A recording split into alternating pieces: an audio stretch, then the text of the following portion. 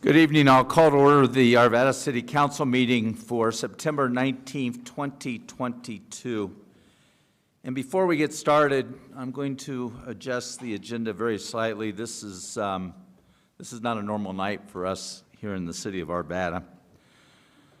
On behalf of the entire City Council, I want to acknowledge the tragedy of September 11th, 2022. This was the death, the murder of Dylan Vakoff in the line of duty. And this hit particularly hard for us in Arvada because it was the second line of duty police officer death in 15 months. This reopened wounds for our police department, for our city team, for each of us on City Council, and our entire community. Dylan was a homegrown hero. He was a graduate of Ralston Valley High School, one of our own. He spent and served 6 years in the Air Force, fighting the war on terrorism actively, and then on the flip side, going on humanitarian work for typhoon victims out of his base in Guam. After he completed his military service, he came back to the community he loved and served, fortunately for us, 3 years as an Arvada police officer, and he served us very well. I've been told he loved his job as a police officer, and it showed. As was true with Gordon Beasley's memorial, Dylan's memorial was moving, it was sad, yet it was inspirational. I am so very proud of our Chief of Police, his lieutenant, in particular, Dylan's girlfriend, Megan, who is also a police officer with us, and the Team 6 officers who spoke with heartfelt affection, admiration, and respect for this fine officer, not just as an officer, but the person he was. City Council and I were seated across the aisle from Officer Ramsey, who was a pallbearer and obviously a friend of Dylan's. And to see Officer Ramsey, who frankly is a bear of a man, stood at least head and shoulders taller than I am, to see this bear of a man trying to handle his emotions as he sat there during this memorial. And he's sitting there with his hat in his hand, and he was frequently looking down at the picture of Dylan that he had within his hat. And to see this officer and the human quality of this officer as he's trying to hold back his emotions, which finally he couldn't totally do, totally understandably. It brought home to me what our officers are made of, each and every one of them, what they deal with each and every day. These men and women in blue are indeed the thin blue line. They protect us each and every day. They are willing to make, and as Dylan demonstrated, willing to do the ultimate sacrifice for what they believe in, especially this community.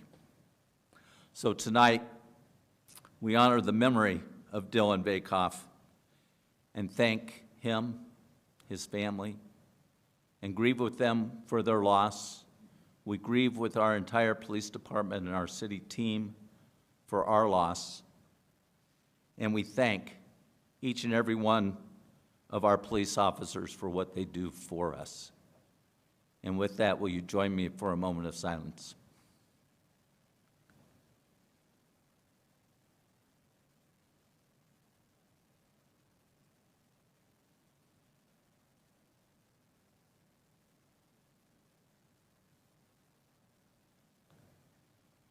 And at this time, I'd like to call Chief straight up. I understand he'd have some words.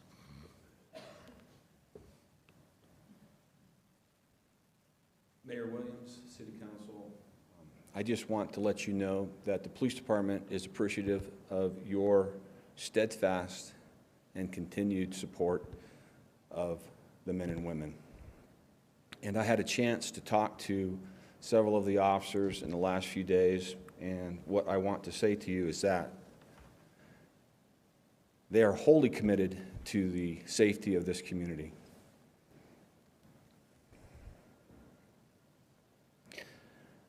That to a person I spoke to said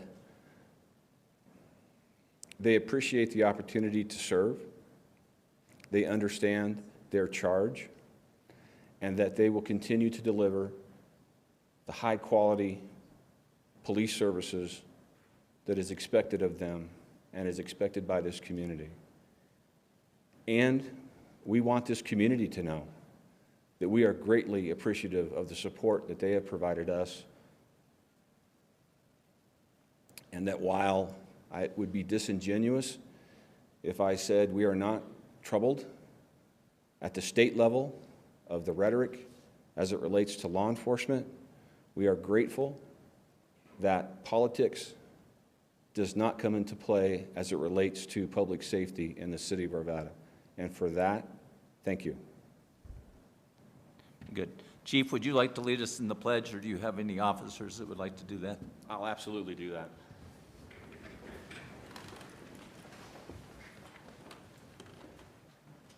I pledge allegiance to the flag of the United States of America and to the republic for which it stands, one nation, under God, indivisible, with liberty and justice for all.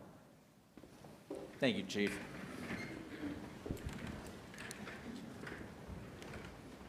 Kristen Rush, if you'll do the roll call. Mayor Williams. Here. Mayor Pro Tem Jones. Here. Councilmember Pfeiffer. Here. Councilmember Marriott. Here. Councilmember Mormon. Here. Councilmember Simpson. Here. Councilmember Smith. Here. We have two recognitions, and one proclamation, and so I'll call upon Lauren Simpson to do the first one. All right. Thank you, Mayor. So it is my honor to present the Arvada Community Emergency Response Team CERT recognition for their dedication and service to the community of Arvada. The Arvada Community Emergency Response Team, or CERT, is a voluntary emergency response team that was started in 2017 in partnership with the city and the Arvada Fire Protection District. Arvada CERT members are trained to be ready for disasters and will be better able to help themselves and their neighbors respond to and recover from emergencies. Training is held twice a year for interested residents and includes topics such as emergency preparations you can do in your own home, fire safety, utility control, and small fire prevention and suppression, light search and rescue, emergency medical treatment, disaster psychology, terrorism, and incident command system. CERT members then become part of this specialized team, which helps our local first responders on special projects related to emergencies and disasters. In 2021, Arvada CERT completed over 3,400 hours of service to our community.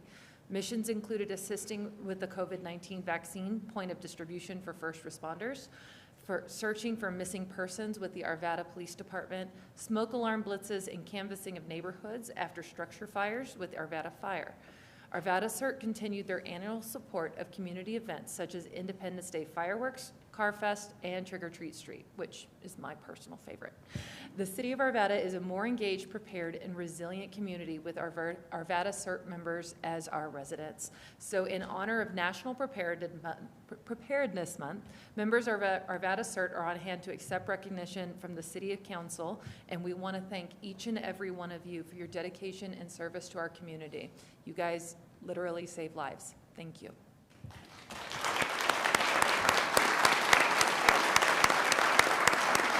Would you like to give us some remarks, please? Thank you. Mr. Mayor, members of council, and the staff of the City of Arvada, thanks for this recognition, which we gratefully accept on behalf of the entire team. Our mission is to harness the power of every individual through education, training, and volunteer service to make our community safer, stronger, and more resilient in the face of emergencies and disasters of all kinds. With the continuing support of Melissa Ryder from the city, the police department, and the Arvada Fire Protection District, We are doing just that. The team you see before you is trained to be the bridge between the general public and professional responders when responders are overwhelmed in emergencies. These people are residents of Arvada, and they are your friends, your neighbors, and your family members who give their time and their energy to help make Arvada a more resilient community. Charlie and I are proud of each and every one of them and the individual gifts they bring to our team. Ladies and gentlemen, this is Arvada CERT.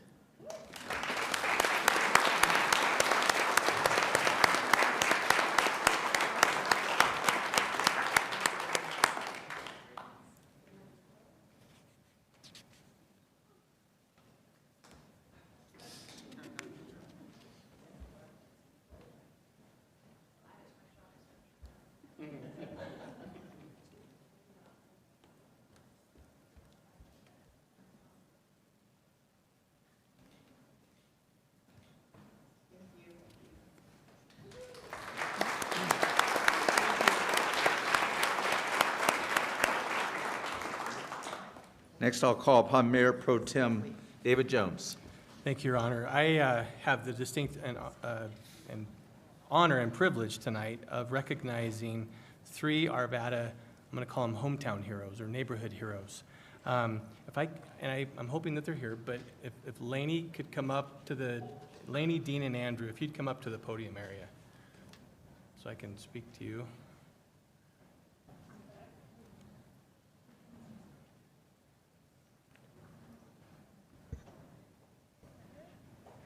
Dean, if you'll come up here to the podium. Hi. Well, and Andrew? Yes. Perfect. All right. So tonight we recognize these 3 individuals and one by proxy. Let me tell you why. Lainey Kelly is one of the pool monitors at the Leiden Rock Community Pool and the daughter of Sarah and Jason Kelly, Leiden Rock residents. She graduated from Ralston Valley High School this year, and on Sunday, July 17th, Lainey was at the pool doing her job as a pool monitor and noticed a child struggling after stepping off the ledge into the pool. Even though Lainey isn't a lifeguard, she leapt into the pool and grabbed the struggling child. The child needed a couple of sharp blows to his chest to expel inhaled water, and thankfully, he is fine. Even though Lainey is not a lifeguard, she truly avoided a tragedy by being very attentive to what is going on in the pool and not hesitating when the need for action arose.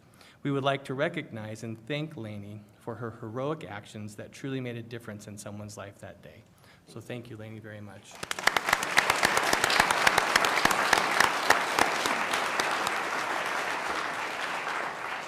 Second, Dean Hegney, did I say that right? Yes. Thank you. Is a Leiden Rock resident. On August 10th, several fires were started by a passing train in Barbara Gulch, and the flames came within 50 feet of homes on the east side of the neighborhood. Arvada Fire Response came quickly and saved those homes, setting up a line of defense with over 20 firefighters, multiple engines, and several fire hoses behind those homes primed and ready to go in case of a flare-up. Dean was using a skid steer to redo the landscaping in his front yard and leapt into action. He used his skid steer to cut fire breaks and then to actively put out the fire by driving right over the flame, crushing it with his tracks. We would like to recognize Dean for his heroic actions that possibly saved many homes from a fire that day. So thank you, Dean.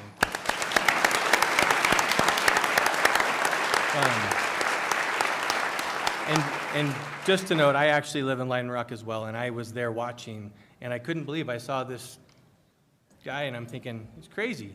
But he was down there doing exactly that, cutting in a break and actually putting out hot spots as they came up. And so thank you again on behalf of my wife and our family, as well as everyone else who lives there. So thank you very much.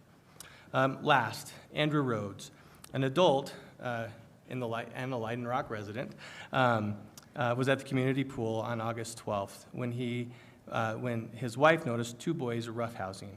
One had a bloody nose, the other was unresponsive. Andrew pulled him out of the pool and saw he wasn't breathing and began CPR. The child was revived after 15 to 20 compressions. An ambulance was called, and the child was taken to the hospital for observation. Andrew truly was a lifesaver on that day. Thank you very much, Andrew.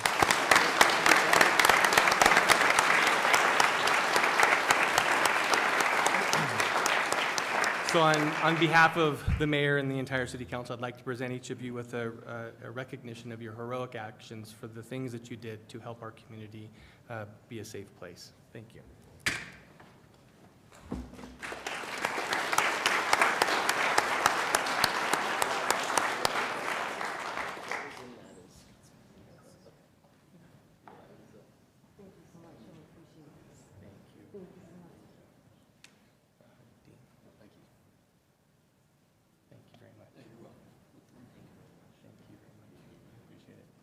Thank you so much. Can we get you want a picture? We'll stand over here.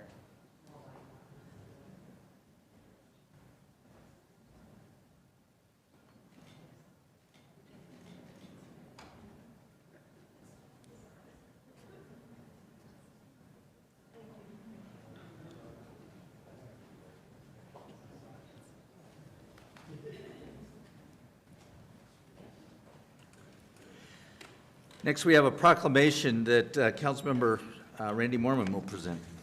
Thank you, Mayor. It is my honor tonight to present the proclamation for Childhood Cancer Awareness Week. Whereas the American Cancer Fund for Children and Kids Cancer Connection report cancer is the leading cause of death by disease among U.S. children between infancy and age 15. This tragic disease is detected in more than 16,000 of our country's young people every year. An estimated 400,000 children and adolescents are diagnosed with cancer globally each year. And whereas 1 in 5 of our nation's children loses his or her battle with cancer, many infants, children, and teens will suffer from long-term effects of comprehensive treatment, including secondary cancers. And whereas founded nearly 30 years ago by Stephen Firestein, a member of the philanthropic Max Factor Cosmetics family, the American Cancer Fund for Children, Inc., Kids Cancer Connection, Inc., and Lions Club International are dedicated to helping these children and their families. And whereas the American Cancer Fund for Children and Kids Cancer Connection provide a variety of vital patient psychosocial services to children undergoing cancer treatment at Children's Hospital Colorado in Aurora, Rocky Mountain Hospital for Children in Denver, as well as participating hospitals throughout the country, thereby enhancing the quality of life for these children and their families. And whereas the American Cancer Fund for Children and Kids Cancer Connection also sponsor toy distributions, pet-assisted therapy, family sailing programs, Laughter Noon, Laughter is Healing, KCC, Supercar Experience, positive appearance services, educational programs, and hospital celebration in honor of a child's determination and bravery to fight the battle against childhood cancer. Now, therefore, be it proclaimed by the Mayor and City Council of the City of Arvada, Colorado, that the week of September 25th to October 1st, 2022, be designated as Childhood Cancer Awareness Week in Arvada. Do we have anyone in the audience from these organizations that would like to be up here for the proclamation? All right. Seeing none, thank you.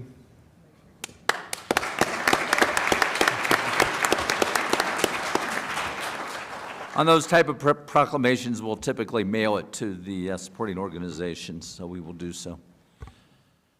With that, we have public comment. We have a large number of people that have signed up for public comment, and then a number of people who are signed up for our public hearing. So unfortunately, I'm going to have to strictly enforce the 3-minute time limit, with the exception of during the public hearing, there was a formal request made and accepted for one 15-minute presentation by a group. So with that, and understand when I say 3 minutes, I'm going to mean 3 minutes. So if everybody can please comply with that, so I don't have to use my daddy voice. So with that, I'll call first upon Mandy Malazzi. And then Jen Wallers, you'll be second. And then Nancy Young, you'll be third. So if you can line up or be close by so that we can keep it moving. Good evening, Mayor and council members. My name is Mandy, and I live at 6963 Teller Court here in Arvada. I am heartbroken for our community and our country as we continue to face the fallout from gun violence. I have a bright and hilarious, almost 5-year-old who will enter Jeffco School District in less than a year. And council members, I am terrified, and as a mother, I'm not alone. This should be an exciting time for parents and children as we start the school tour process. But the reality is that many of our schools, our grocery stores, and our other community gathering places are just not as safe as they could be. During the 2021 session, Colorado's legislature passed a Senate Bill 21-256, repealing Colorado's preemptive law and empowering municipalities to pass common sense gun safety ordinances to regulate firearms. I stand before you tonight to ask for your support in considering gun violence prevention ordinances here in Arvada. Specifically, I hope that you'll consider raising the minimum age to buy firearms, adding waiting periods before purchasing firearms, and an assault weapons prohibition. Similar ordinances recently passed in Edgewater and Denver, Boulder, Louisville, Superior, and I'm asking you to join our neighboring communities in saying enough is enough. And while we can't erase the epidemic that is gun violence here in the United States, we can join our local communities in making us a bit safer. And thank you for your consideration. Thank you. Okay. Sorry, I didn't read the rules to you before we started. We don't applaud during statements. You didn't know, but we don't applaud, and council won't be responding. This is the opportunity for citizens to come before us, give us their public comments. We certainly will listen, we'll consider, and at some future time, we'll take whatever actions that we deem appropriate based upon the input we get from our citizens and our legal advisors and everybody else. And that's on all issues. So with that, Jen, you're next, and then Nancy Young, who will be followed by Holly Potstill. Yes, ma'am. Hello, council members and mayor. Thank you for letting us speak tonight. My name is Jen Dill-Wohlers. I'm actually a citizen of Golden, but I am the new lead of the Jefferson County Moms Demand Action, so I'm overseeing this area as well. And so I wanted to come to you as a representative of everyone that is here who might be afraid to speak or wasn't able to make it tonight. And also to introduce myself. I believe I emailed Councilman Mormon and let him know that we were coming. I want to let you know first how much this is such a grassroots ask from the City Council. I held a meeting in June, and this is not exactly what I thought I was going to be doing with this group this fall. I've had so many people come to me and say, we want to do this in Arvada, we want to do this in Golden, we want to do this in Wheat Ridge, and people want action. People are sick of seeing gun violence in their community and in this country, and they want to do something about it. And I know that it feels like, what can we do at this small level? But these ordinances are passing in Boulder, in Louisville, in Superior, in Denver, and there can be a big block. And I know that some council members in Golden, where I live, are interested in doing this as a block, the way that they did it a little bit up north. I want you to know that Moms Demand Action is nonpartisan. We have many gun owners. This is really about anti-gun violence. We don't want people to get killed by guns. And the things that we are proposing are evidence-based. We would love to follow up with you via email with these ordinances. I think you can get them from Everytown as well. We're partnered with Everytown. They're sort of a policy side, and we are the grassroots side. And you know, these ordinances, you can look at it like a public health approach. It's like a Swiss cheese approach. You add ordinances and laws, and then less gun violence is getting through the cracks. Less people are dying. So we can ask that you consider these ordinances, and we would love to follow up with you with details. Thank you. Thank you. Local historian Nancy Young. Good evening. On a lighter note, On behalf of the Arvada Historical Society, I would like to invite everyone on council and everyone from Arvada to attend our annual cemetery tour, our 19th annual, this Saturday, September 24th. We will be honoring some of the earliest founders of the society, and you might be surprised at who you will meet. How about an author who wrote well over 40 books on history, documented, footnoted, with full bibliographies? I think the council might be interested in meeting the man who single-handedly brought Moffat Tunnel water to Arvada. He'll be there. And there are a few other very interesting characters. The ordinary folk of Arvada are resourceful and fascinating, and you can meet them at our cemetery tour. The tour begins at 11 a.m. There will be groups that will step off every 30 minutes, takes about an hour. It's a wonderful afternoon on a hillside with full view of the mountains. The weather is going to be fabulous. This Saturday, be there. Thank you. Thank you, Nancy. Nancy, your group is always great at digging up these characters. You haven't met Phineas O. Clark. Oh, okay.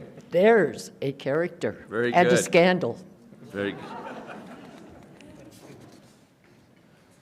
Holly, I'm having double reading your last name, I but know, I'm sorry. That's okay. Holly Bristol. I live in Whisper Creek in Arvada. I'm born and raised in Arvada. And I have found myself getting numb to the number of shootings that we have. It happens all the time. It's commonplace. I want to support sensible gun legislation, and it starts at the grassroots level with you. So I appreciate your consideration. Don't want anyone else to get killed or injured. I think, like you said, tonight is a perfect night to be talking about this. So thank you. Thank you. Paul Brunson, and then Haley Prochat.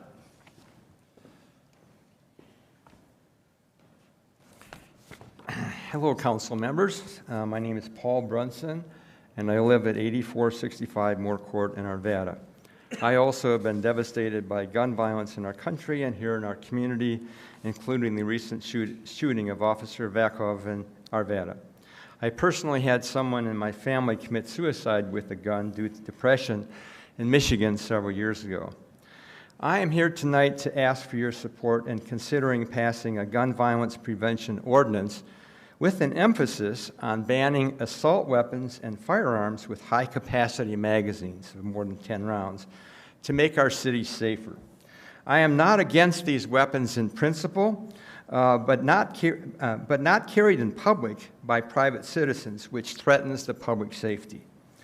I actually spend time in my life lobbying for weapons such as these, and many much more powerful, to be sent to our Ukrainian allies in their ongoing efforts to preserve their independence and further their own democracy.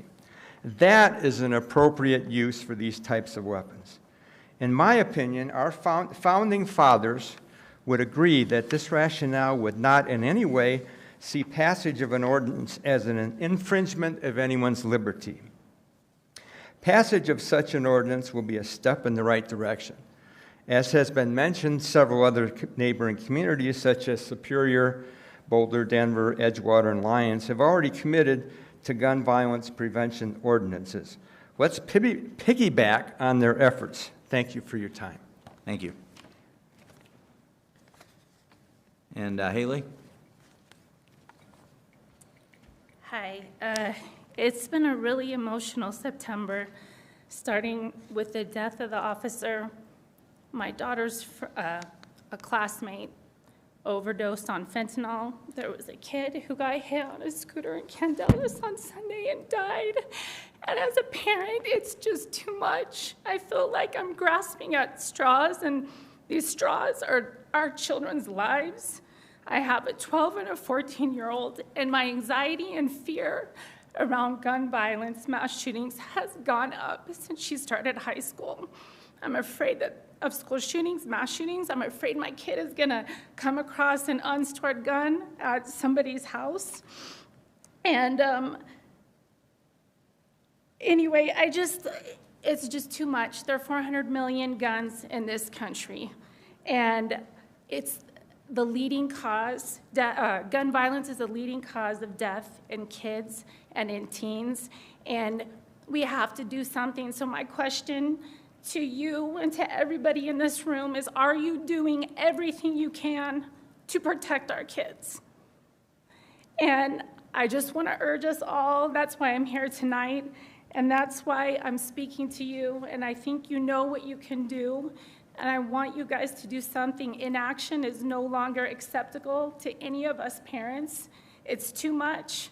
I'm scared for my kids' lives, and I don't want to live in a city or a country. I don't want to live like this. It's not acceptable, yet it's a normal occurrence, and I'm just literally begging people, everyone in this room, please do something. Talk to your friends, talk to your families about safe gun storage, get involved. We have to do something. These are our kids' lives. And it's too much. Being a parent today, you need a support group just to make it through. It's overwhelming, and that's all I have to say. Thank you. Thank you for your comments. Karen Vernon. And then Brett Vernon. Mayor Williams, maybe we flip that. Okay, you can flip it. Thank you very much. Thank you for your opening remarks this evening. Mayor Williams and council members, I'm here on behalf of the Layden Rock Metropolitan District to formally request a partnership with the City of Arvada to explore the design and construction of emergency fire routes out of the Layden Rock neighborhood. The request was authorized in our last week's Metro District Board meeting. A request for alternative routes out of our neighborhood is driven by the speed and destructiveness of the Marshall Fire, the increasing frequency and intensity of high-speed wind events, our proximity to likely ignition sources, which include the landfill, railroad tracks, Highway 93, heavy industrial area along Highway 72, and 2 high-tension power lines running through the neighborhood. All are within close proximity of our homes. We would have minutes, not hours, to evacuate our neighborhood if the need were to arise. Our request is also driven by the proven inability of 82nd Street to handle a large volume of traffic. 82nd becomes completely gridlocked when 93 is closed due to a fire or an accident. Residents of Layden Rock have seen this, they've been involved in it, and so they have envisioned alternative routes out of the neighborhood, either across the railroad tracks, through Barber Gulch, or across Patridge Park. Unfortunately, all 3 of these routes have hidden obstacles which will strand most vehicles. There's drainage swales on both sides of the railroad tracks, creeks, and there are creeks in the bottom of both Barber Gulch and Patridge Park. Maximum lane capacity for a 2-lane road is generally considered to be 2,200 cars per hour. The Layden Rock neighborhood has 1,440 homes, equating to somewhere between 2,500 and 3,000 vehicles. We're close to 2 hours to get everybody out. The current plan calls for Arvada PD to block the intersections at 82nd in Indiana and at Quaker to allow residents to flow out quickly. That was the same plan for evacuees for the Marshall Fire. However, police officers were busy going door to door to get residents out that hadn't heard of the evacuation instead of controlling traffic. No blame there, it's just what they had to do. It took some residents 90 minutes to travel 1.5 miles. I have recorded interviews if you'd like to see them. First responders coming into Layden Rock will need the westbound lanes of 82nd, so Arvada PD cannot reverse traffic flow on those westbound lanes. Additionally, 82nd Avenue has no shoulders. One crash would block the entire road and strand everyone on it. We've identified 4 possible evacuation routes based on likely ignition sources, 2 to the west, 1 to the south, 1 to the northwest. The aggregate cost of all these routes is estimated to be $915,000. The Metro District Board is in the unique position of being able to participate in funding a portion of the cost for these exits, but the cost should not be borne solely on the Metro District. The residents of Leiden Rock are taking responsibility for their own fire safety. After consulting with the Arvada Fire Department, we are budgeting for a doubling of the width of the increasing the frequency of mowed fire safety bands behind homes abutting open spaces. This action will be fully funded by the district's residents through their property taxes. The board is considering developing a fire suppression system which can be built and used by residents to protect homes backing to the open space. Any such system would also be at each resident's cost. The proposed emergency exits would not only benefit the residents of Leiden Rock, but also third parties in the area and residents of Spring Mesa. The proposed exits would also benefit Arvada's first responders by unclogging the only routes into and out of the neighborhood. Leiden Rock can fully fund its participation in a program upon acceptance, reducing legal and administrative costs and diminishing the city's upfront fiscal burden. Lastly, Leiden Rock residents make significant contributions to the city and should be accorded the city's same participation and funding as would be expected from residents not living in the Metro District. Residents of Leiden Rock own businesses which employ fellow Arvadians, shop in Arvada stores, eat at Arvada's restaurants, and pay taxes to the city of Arvada at the same rate as all of the other residents. Thank you for your time, consideration of the Leiden Rock Metropolitan District's request. Very good. Thank you. That's the last of the sign-up sheets. I believe we have somebody on Zoom. Is it for public comment? Okay.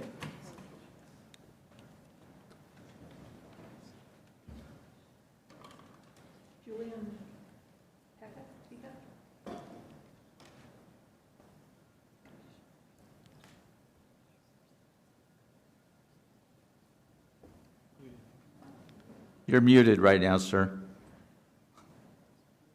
My apologies. Go ahead. Good evening. My name is Julian Pecci, and I'm a new resident in Arvada as of, I think, the first week of August this summer.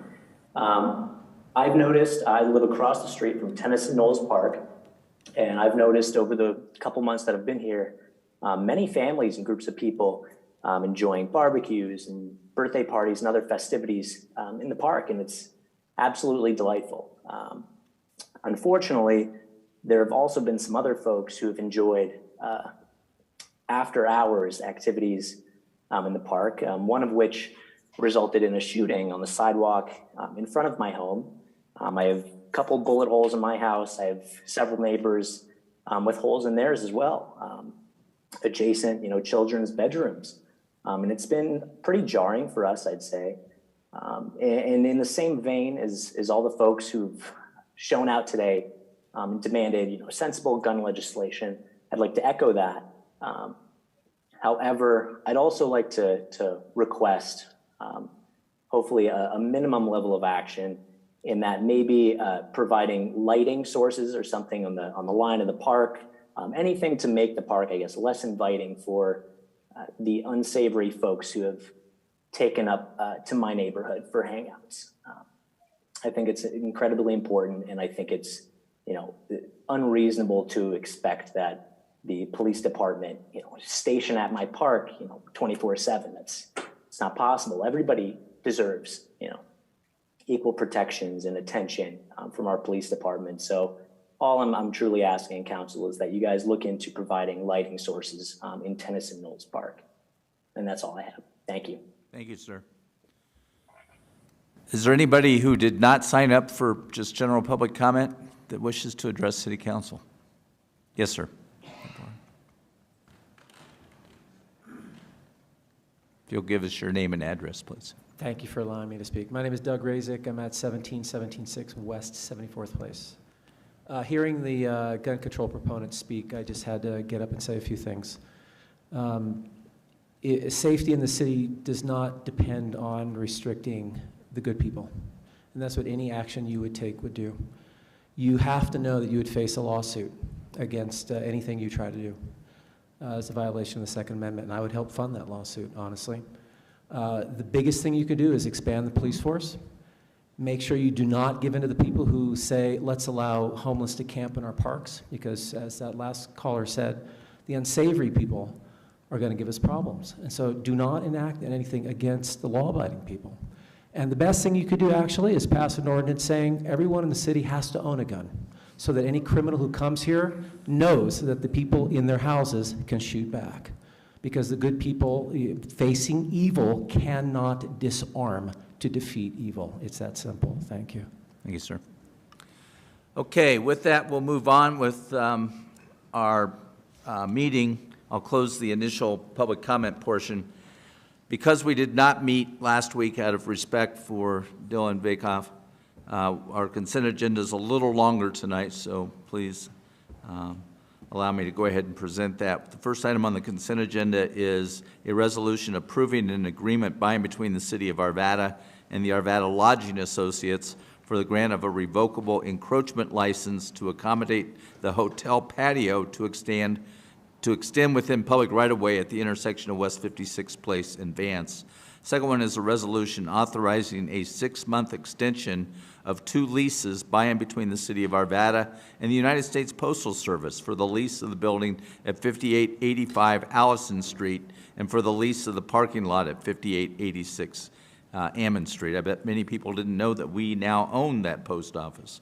Next is a resolution authorizing a construction contract agreement between Arvada and Diamond Contracting Corporation for the 2022 water main replacement and Castlegate waterline project in an amount not to exceed $2,881,702. Next is a resolution granting a non-exclusive public utility easement to the Public Service Company of Colorado, now known as Xcel Energy, to construct, operate, maintain, repair, and replace utility lines at the Arvada Center. The fifth item is a resolution granting an exclusive public utility easement to the Public Service Company of Colorado, Xcel Energy, for an exclusive easement to construct, operate, maintain, repair, and replace utility lines at the Arvada Center. The next is a resolution granting a non-exclusive access easement to the Public Service Company of Colorado at the Arvada Center. Next is a resolution granting a non-exclusive fire lane and emergency access easement at the Arvada Center to the Arvada Fire Protection District. The next is an important one, a resolution authorizing an employment agreement between the City of Arvada and Lori Gillis as our next city manager.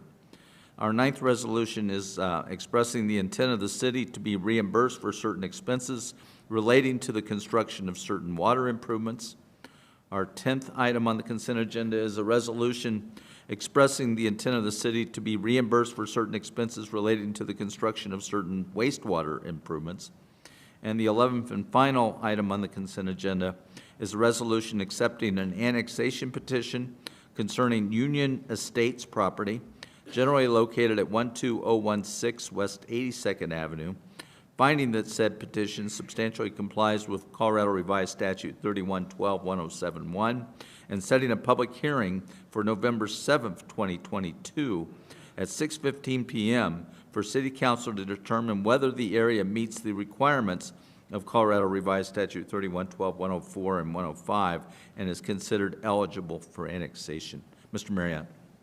Thank you, Your Honor. I move that consent agenda items R22-063 through R22-078 all be approved. Motions for approval. All votes are cast. That passes 7-0. Thank you. Next we have, and congratulations, Ms. Gillis. She stepped out. I hope we didn't scare her off. We'll thank her later. That's okay. Next, we have 2 resolutions. First, R22066, a resolution authorizing a second amendment to an intergovernmental agreement number 500817 by and between the City of Arvada and the City and County of Denver, acting through its Board of Water Commissioners. Mr. Devon. Yes, Mr. Mayor, members of the council, and before I get into this, I hope Ms. Gillis does come back soon.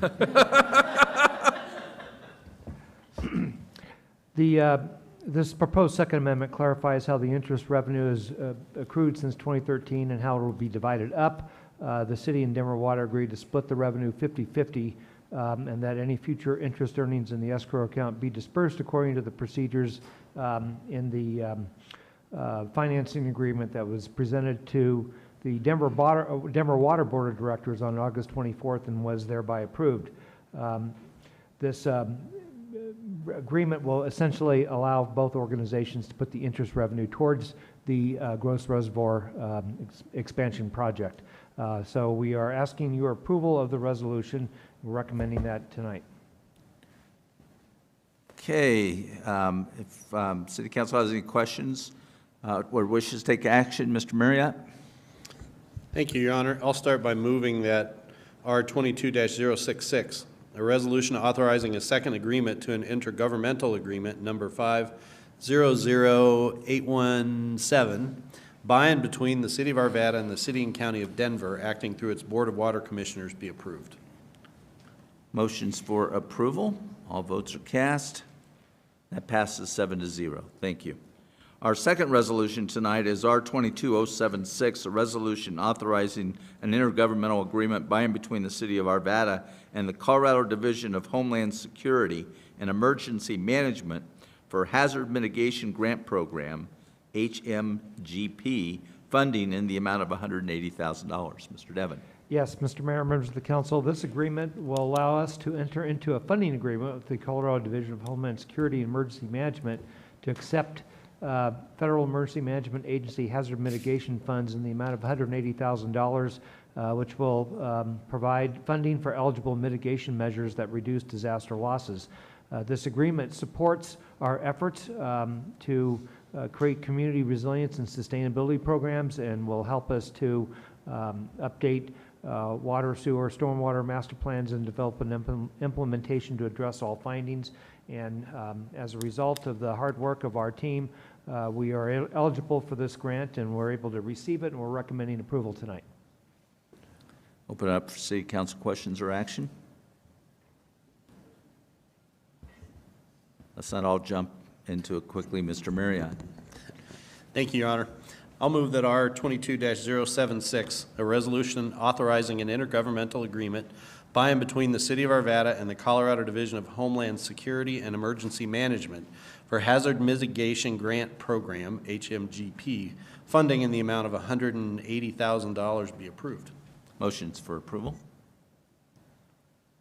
All votes are cast. That passes 7-0. Thank you.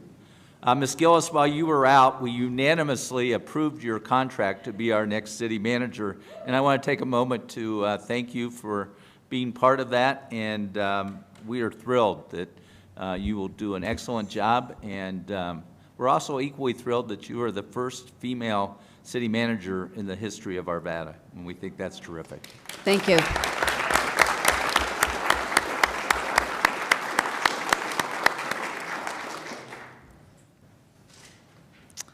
With that, we'll move on to first readings. Mr. Jones. Thank you, Your Honor. I move that Council Bill 22-067, an ordinance repealing and reenacting Chapter 91, Special Districts of the Arvada City Code, and Council Bill 22-068, an ordinance authorizing the acquisition of certain property along Alkire Street, generally from West 78th Avenue to West 80th Avenue, for the construction of approximately 1,300 linear feet of 8-foot wide side path and or related improvements as part of the Alkire Side Path TAP Grant Project, number 20-ST-26, be approved on first reading and ordered published in full, and public hearing date set for October 3rd at 6:15 p.m. Motions for approval on first reading. All votes cast. That passes unanimously. Thank you. Okay, now we're ready to go into our public hearings. The first one will be, and I'll open the public hearing on the community comments on the applicable application process for the 2023 Community Development Block Grant 2023 Annual Action Plan and 2023 Human Services Funding Pool. I don't have any sign-up sheets, and I don't believe there's anybody here wishing to make public comment. That's part of the process, is that we do take those comments. We have a Human Services Advisory Board that will be considering these grant applications, and we'll be going through that process. So with that, No action is needed by City Council tonight, as I understand it, and I'll simply close the comment portion as it pertains to that item. Next, I will open public hearing R-22077, a resolution approving the First Amendment to Service Plan for Canyon Pines Metropolitan District, formerly known as the Jefferson Center Metropolitan District Number 5. Mr. Devon? Yes, Mr. Mayor, members of the council, I'll introduce Ryan Stachelski, Director of Community and Economic Development, to begin the process of presenting this item. Thank you. Good evening, Mayor and City Council. I'm here to introduce this item, which is a First Amendment to a service plan for the Canyon Pines Metropolitan District. Canyon Pines Metropolitan District is perhaps our westernmost, or one of our westernmost subdivisions off Coal Creek Canyon Road. It is a development that is still in development that doesn't have any houses there yet. It's in the process of being developed. It is part of the Jefferson, it's a sub-district of the Jefferson Center Metro District, JCMD. It was previously called Jefferson Metropolitan District 5, now called Canyon Pines. The applicants are requesting that they have an increase to their debt limit that is authorized through the service plan as a result of increasing construction costs that have been going on over the past several years while they are developing this. Jennifer Ivey and Chad Ellington from the Metro District are here to give a brief presentation, and then city staff is here, including Brian Archer, who has reviewed this information. Brad Maloney, our Deputy City Attorney, has reviewed this information, and then we also have Dalton Kelly, who is with Butler Snow, an outside counsel, who has also reviewed this information for questions after their presentation. But I'd like to let Jennifer and Chad come up and present. Rachel, this is not quasi-judicial, correct?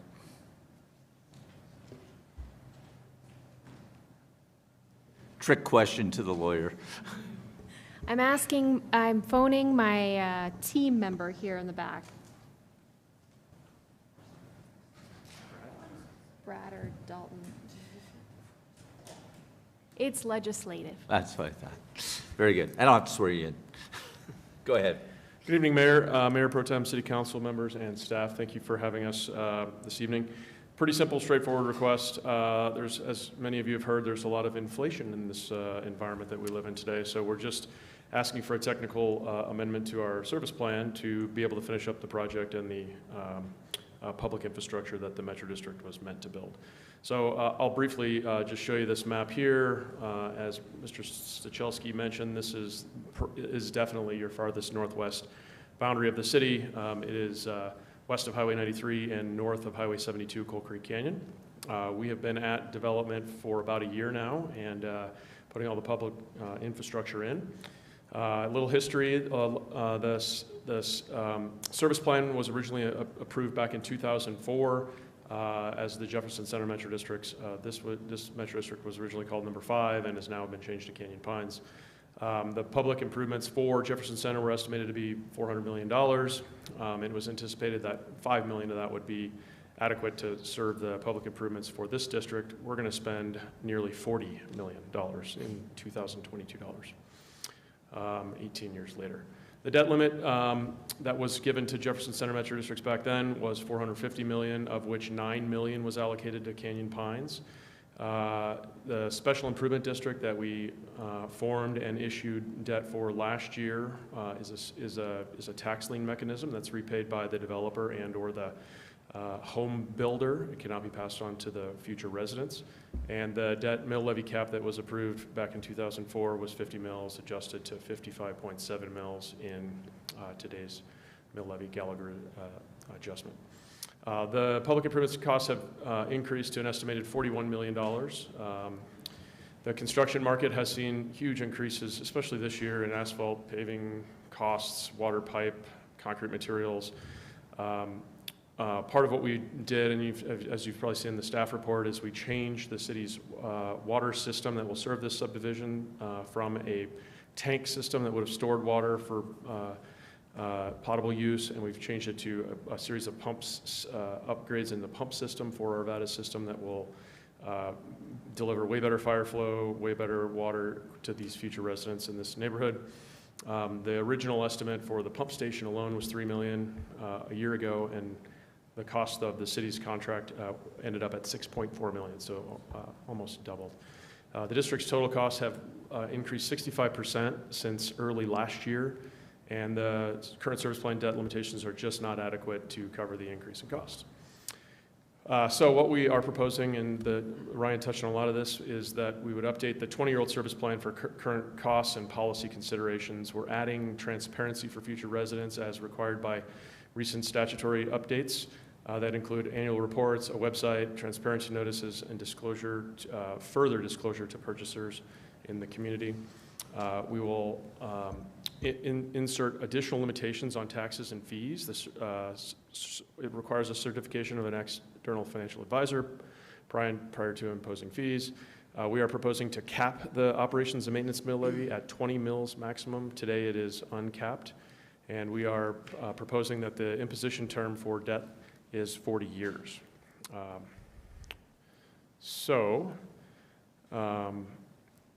As I mentioned, the limitation on debt will be increased to $21 million from $9 million previously. There's no change in the debt mill levy cap proposed. Other Jefferson Center districts now are precluded from allocating any additional debt to this district, and that allows us to basically finish up the public improvements at the development and get it finalized. I invite all of you out to Canyon Pines. If you haven't seen it yet, it's worth seeing. Ryan can get you in touch with me. It is a great community I think the city will be very proud of, and with your help tonight, we look forward to wrapping up the public improvements and taking the next steps in that community. I have a whole team here of our industry experts to answer any sort of technical questions that you guys might have. Thank you for your time. Very good. We have a couple of people who have signed up. One is Janet Nonnow. Is she here? She indicated she wished to speak and she's against the issue.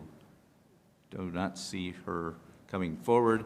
And then I also had a sign-up sheet from Victoria Baker, who indicated that she doesn't wish to speak and to have her name read into the record, but did not check a box as to whether or not she was for or against the issue. So those, that'll close the, anybody else wish to address City Council on this item? Seeing none, I'll close the public comment portion, open it up for City Council questions or action. Mr. Jones? I'll just reserve the motion. Thank you. Mr. Marriott? Thank you, Your Honor. I actually do have a couple questions, probably from Mr. Ellington or someone on his team.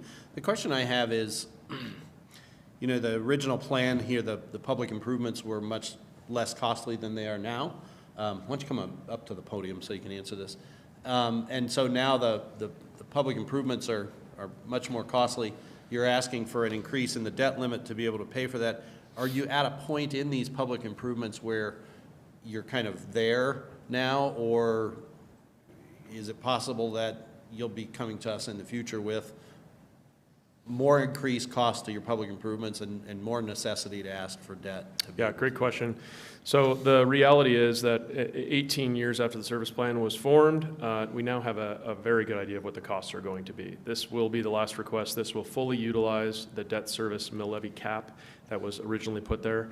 It's just an update in the total debt service cap for the cost of the improvement. So this is our last time coming back. Okay, got it. Okay. And as far as for the future residents of this metro district who choose to purchase a home in this metro district, their debt repayment mill levy won't change with these changes, correct? Correct. So Yes, their monthly or annual outlay won't change. Will the length of term change, or what changes with this Yeah, I think we can defer that to the Piper Sandler folks, if you don't mind me. That's a technical question that Thank I'll you. defer to them, yes, sir.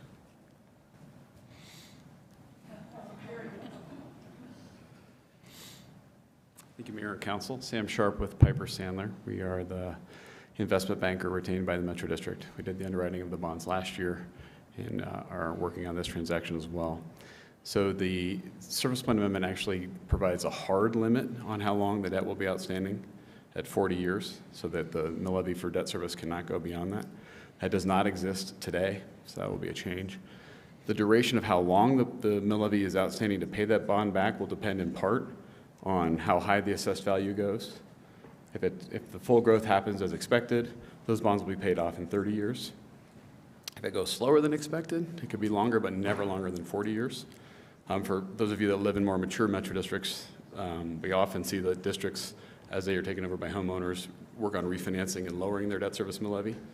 So it may be that they choose to lower their mill levy and keep the duration, or it could be they keep their mill levy higher and shorten the duration. So there's some variability there. Okay, thank you. And then one more question, I think, for you, Mr. Ellington.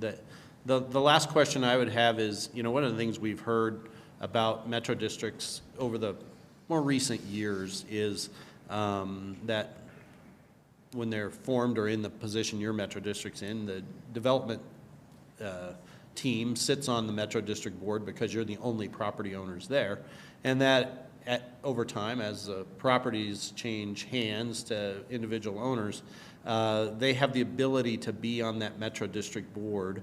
And I've heard some people complain that they didn't have any way of knowing that or any way of knowing that. Do you have any plan or any kind of public outreach for this development, that as property owners buy their new homes there, that they learn that they can become Metro District Board members and direct the Metro District from there forward? Yes, sir. Thank you for the question. It's a good one, and I think the state legislative branches have really worked hard in the last few years to really increase the transparency and disclosure requirements. So there are things that are required in a Metro District today that were not necessarily required 2-3 years ago. Things like a community-specific, Metro District-specific website. There are increased disclosures that all of the builders and home builders have to provide to the folks. There are emails and mailings that are more frequent than otherwise have been in the past about upcoming elections and eligibility for the board. So there are a ton more things today that are out there. Jennifer, if you want to add to any of that.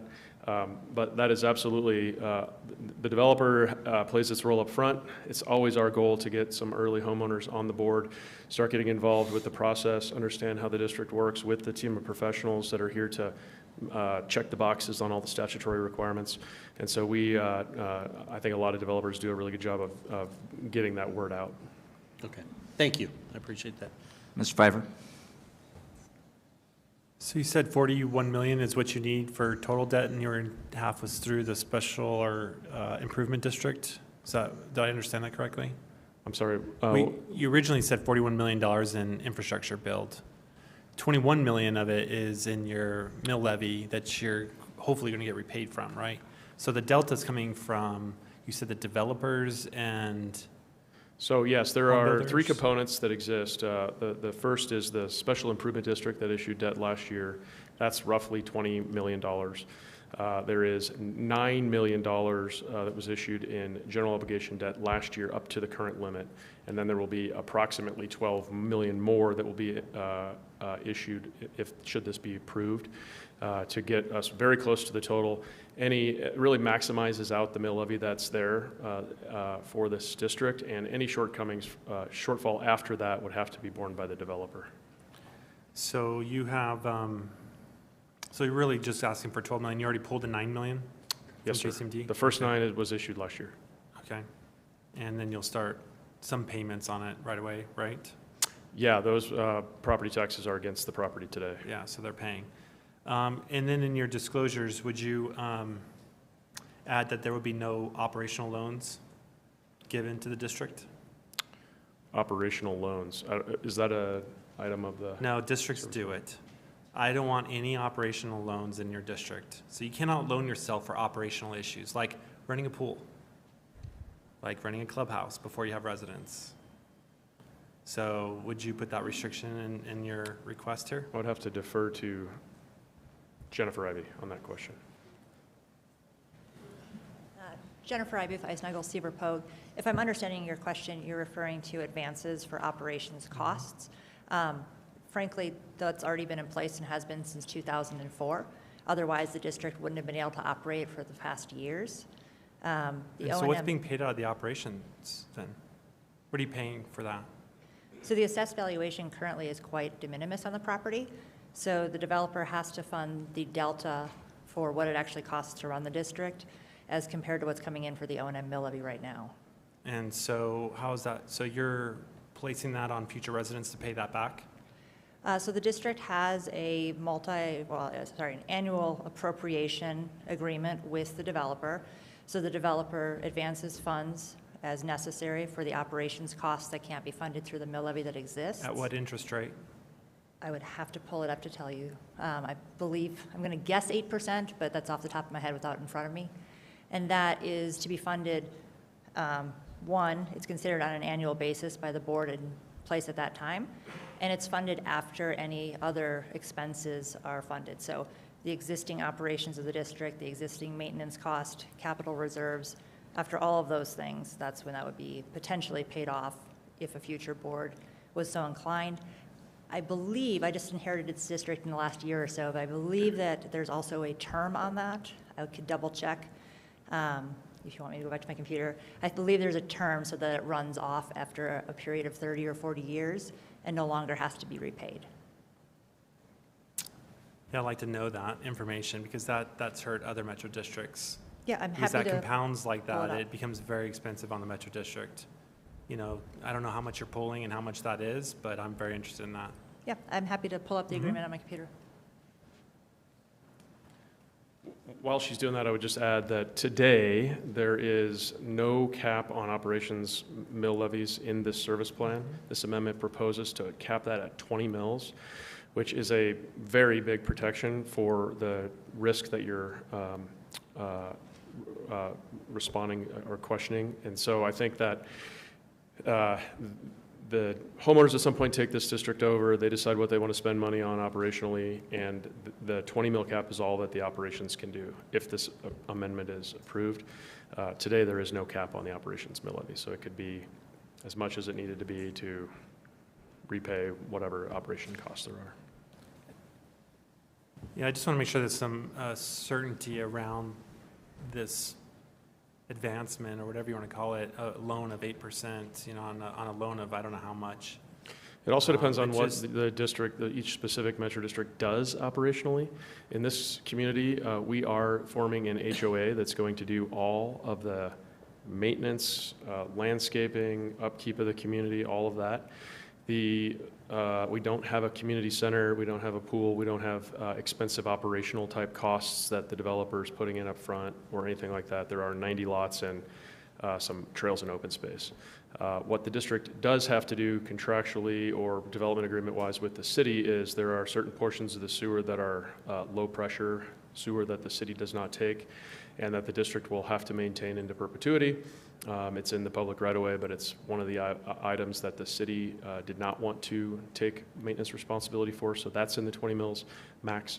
And then also the storm system for this project is private, unlike it's on the side of a mountain, so it's unique to the city. It's private and it's not treated like most other storm systems in the city where the city would take on maintenance and cost responsibility for the storm sewer. So to your specific questions, 8% was the correct percentage. And there is a term of repose so that any obligations that haven't been repaid by December 31 of 2062 are completely discharged. 40 years from now? Yes. So not 30? 40. She said 30 or 40. Oh, okay. I just 40 years, and how much is the debt you've already compounded now? I do not know. Is it $1 million, $500,000? So you don't know how much you've already straddled the future residents with? I just want to make sure we're really clear about, because this is one of those loans that actually hurt the residents, and we don't always are transparent about it. Well, the information Will maybe... these be posted on the website, these details, at all times? Yeah, the website requirements in state statute require that budgets and audits are posted to the website. That information would be included in an audit for this year, which has not been completed yet. And since, I'm sorry, I'm the attorney and I was told there'd be no math, the accountant's not here today, who could probably rattle off the amount off the top of her head, but I don't have that information readily available. I apologize. Is the website up already? It is not. The deadline for website compliance is January 1 of 2023.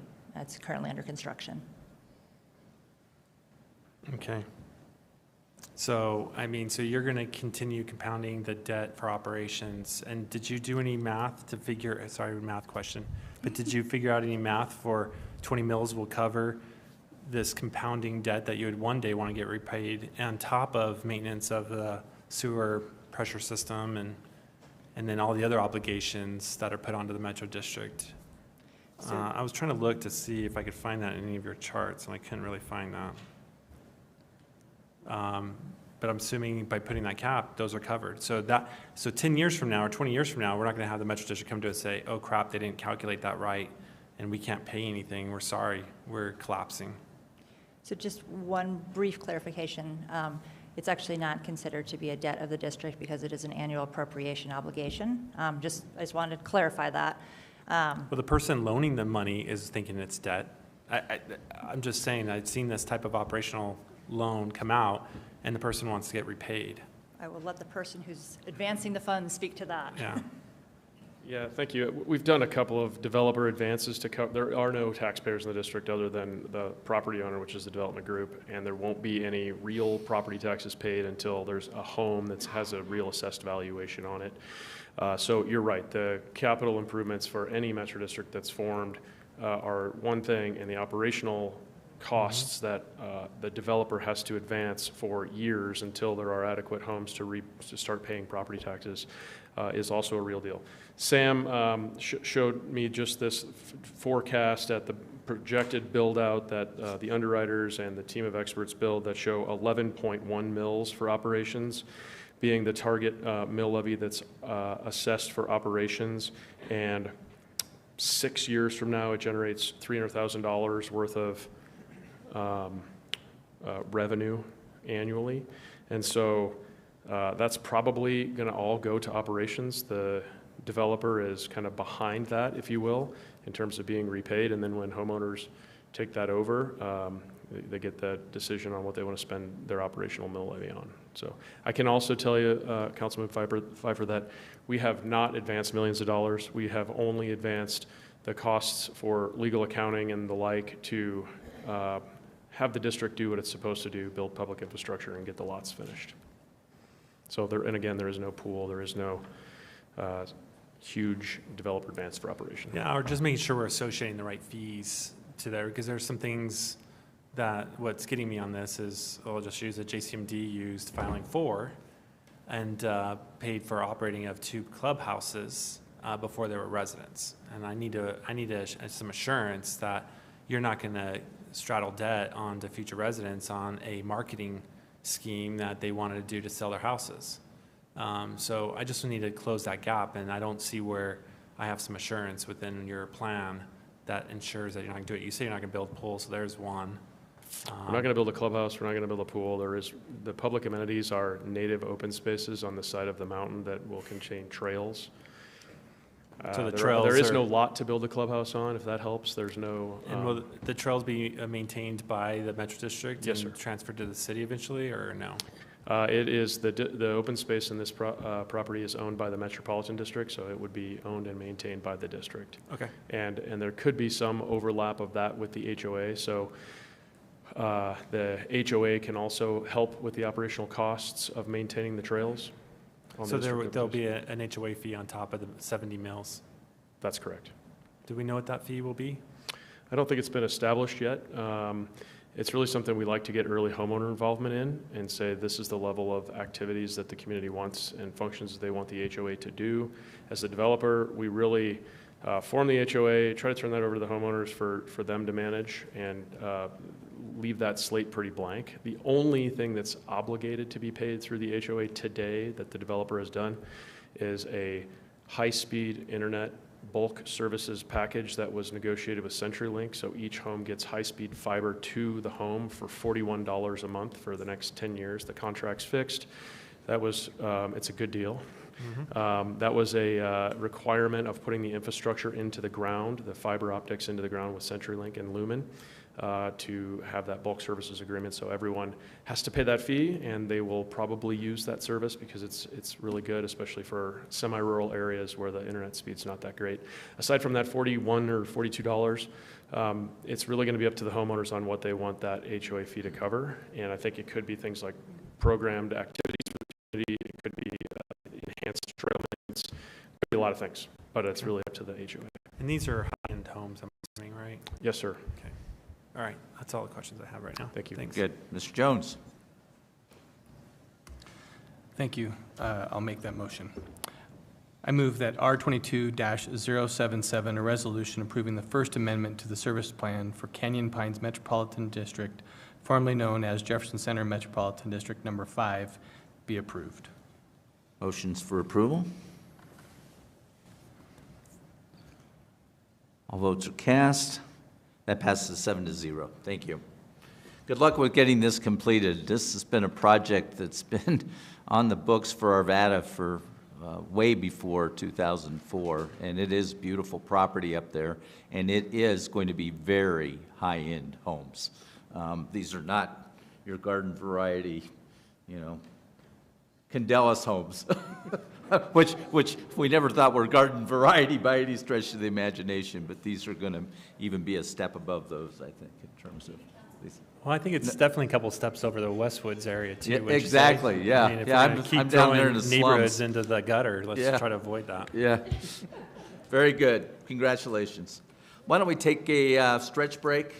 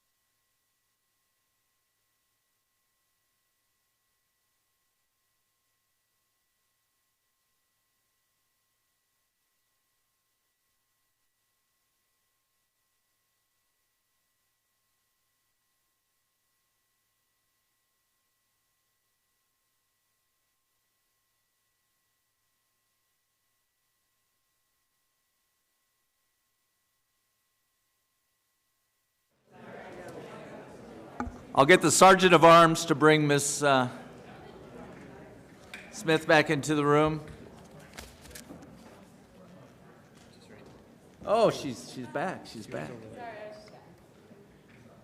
Very good. Call us back to order.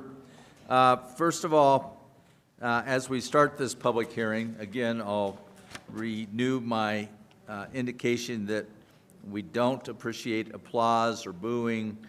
We allow everyone to have their opportunity to speak.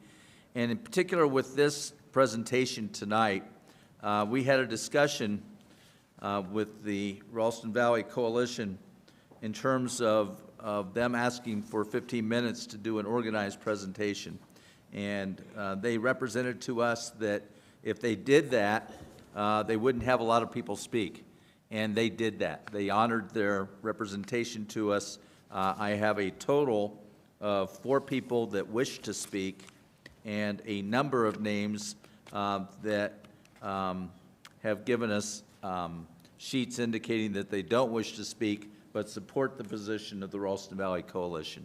And I appreciate your organization in doing it in that fashion because, as you all know from a certain hearing involving a company that begins with a letter of A, we had a lot of testimony, and at some point it becomes somewhat repetitive, and you are showing your strength in numbers simply by signing these sheets and not having to come up and basically say, I agree with the position. So I appreciate that from the group. So with that, I will open the public hearing on Council Bill 22063, an ordinance amending certain provisions within the Land Development Code of the City of Arvada Code.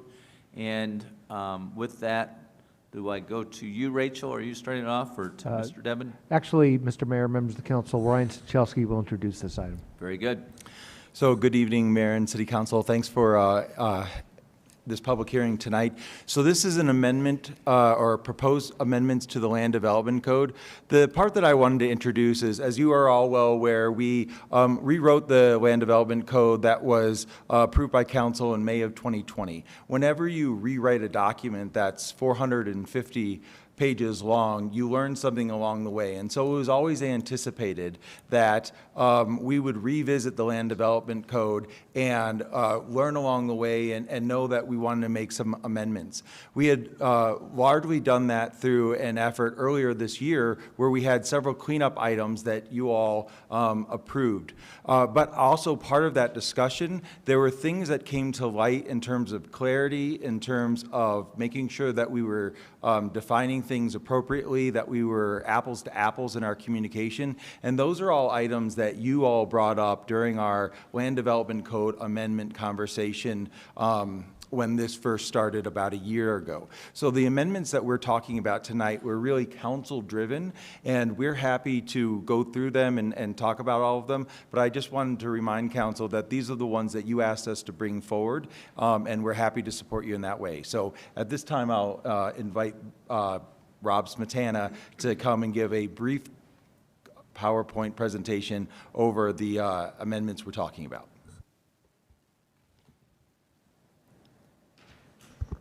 All right, thank you. Next slide, please. Ryan actually touched on a lot of this in terms of the background, so I won't go into a lot of detail there. Next slide, please.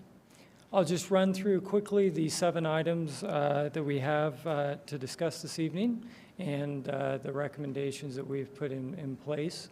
The first one is about the notification process, and this would apply to all major applications that we review. Looking at increasing the notification area from the current 500 feet to 1,000 feet for projects that are less than 5 acres in size, and to 1,500 feet for cases that are greater than 5 acres in size. It would also give the director some ability for smaller projects to revert back to that 500-foot radius. Next slide, please. In terms of residential projects that gain conditional use approval, there was a desire to put some guardrails on what kind of changes could be made between the time you see a conceptual plan with the conditional use and the formal site plan that we review.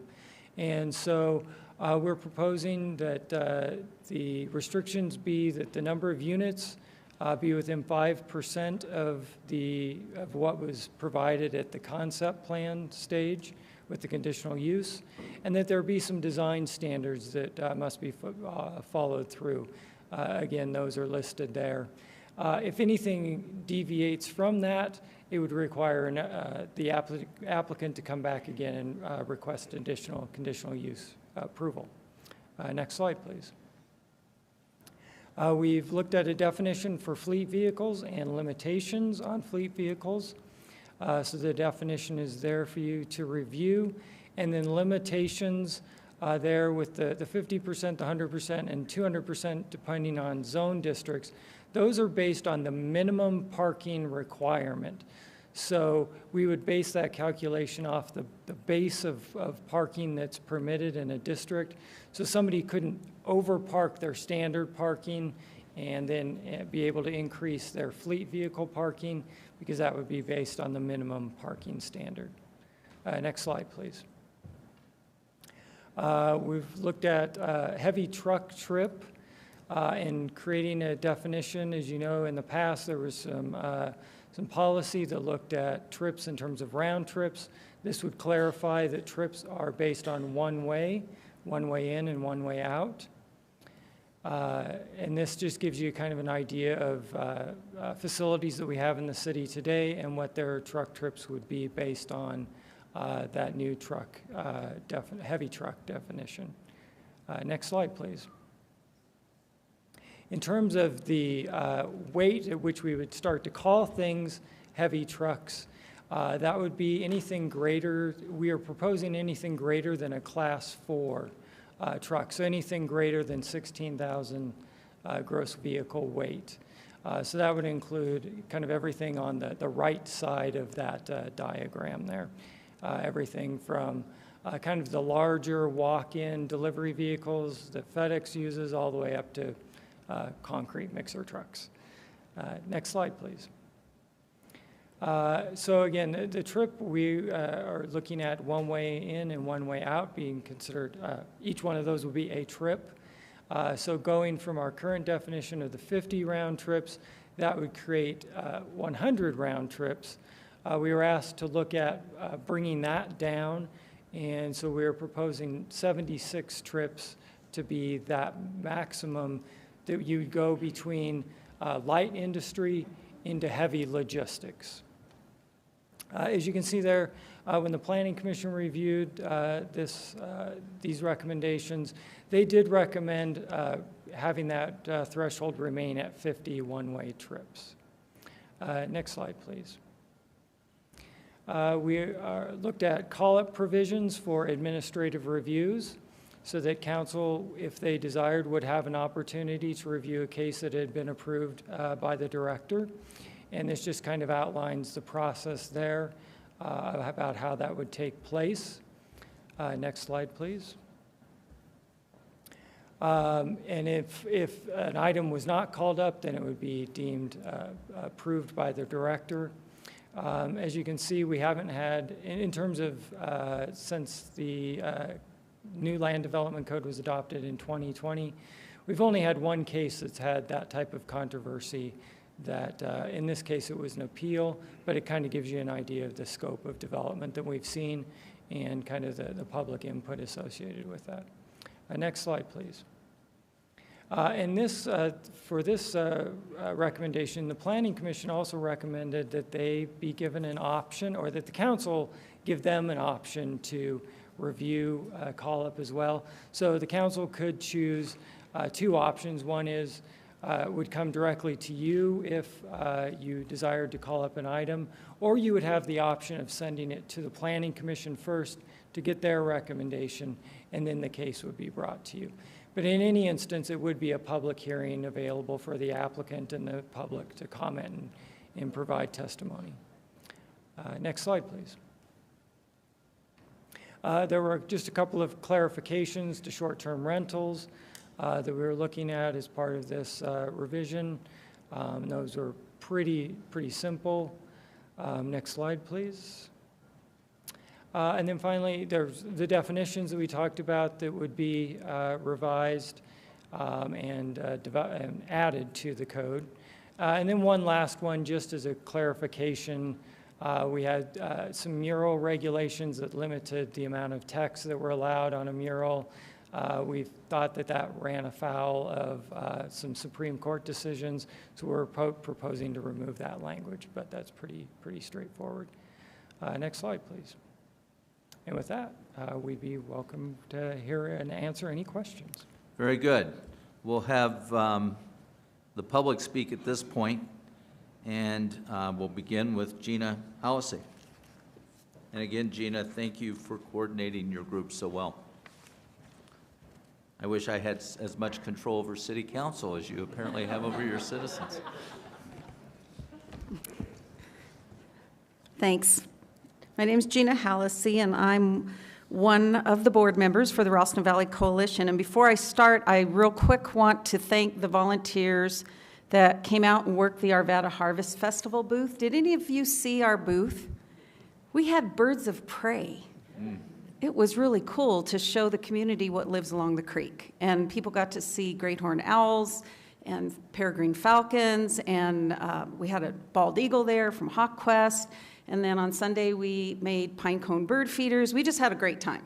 So I really commend the Arvada Harvest Festivals for letting us sponsor. So we were happy to do that. It was a great community outreach, and we had a blast. So I just wanted to say thank you to my volunteers. A lot of them are here. And for those of you in attendance that don't know who RVC is, we're comprised of HOAs, individual homeowners, and businesses that live in the Ralston Valley. And RVC's mission is to work together to protect our community and quality of life in the Ralston Valley. I should be talking to you, I know the rules. We start engaging in the Land Development Code issue last September and have attended all the meetings and workshops. You probably recognize our uniform. And we even met with many of you personally, and I want to thank you for that, because it really, I think we all have a better understanding of where this process where it started and where we're at, and we were able to express our concerns and tell you what we thought, and we heard what you thought, so I thought that was really fruitful, and we appreciate that. We are close. There's a lot of things we like. There's a few things that we'd like to have a little better. So we feel like there's been a lot of progress, and we'd like to continue to protect our community. And with that, I'm going to not take any more time and let James Silvestro, who's our attorney, do our presentation. So thank you. Very good. James, I don't intend to count Gina's time against you, so let's reset the timer to 15 minutes. Thank you. And maybe you won't use all that. I hope not, but I was starting to sweat with the ticking down. I have a very short handout for you all. Unfortunately, we didn't meet the deadline to get this on PowerPoint, but if I could approach. You bet.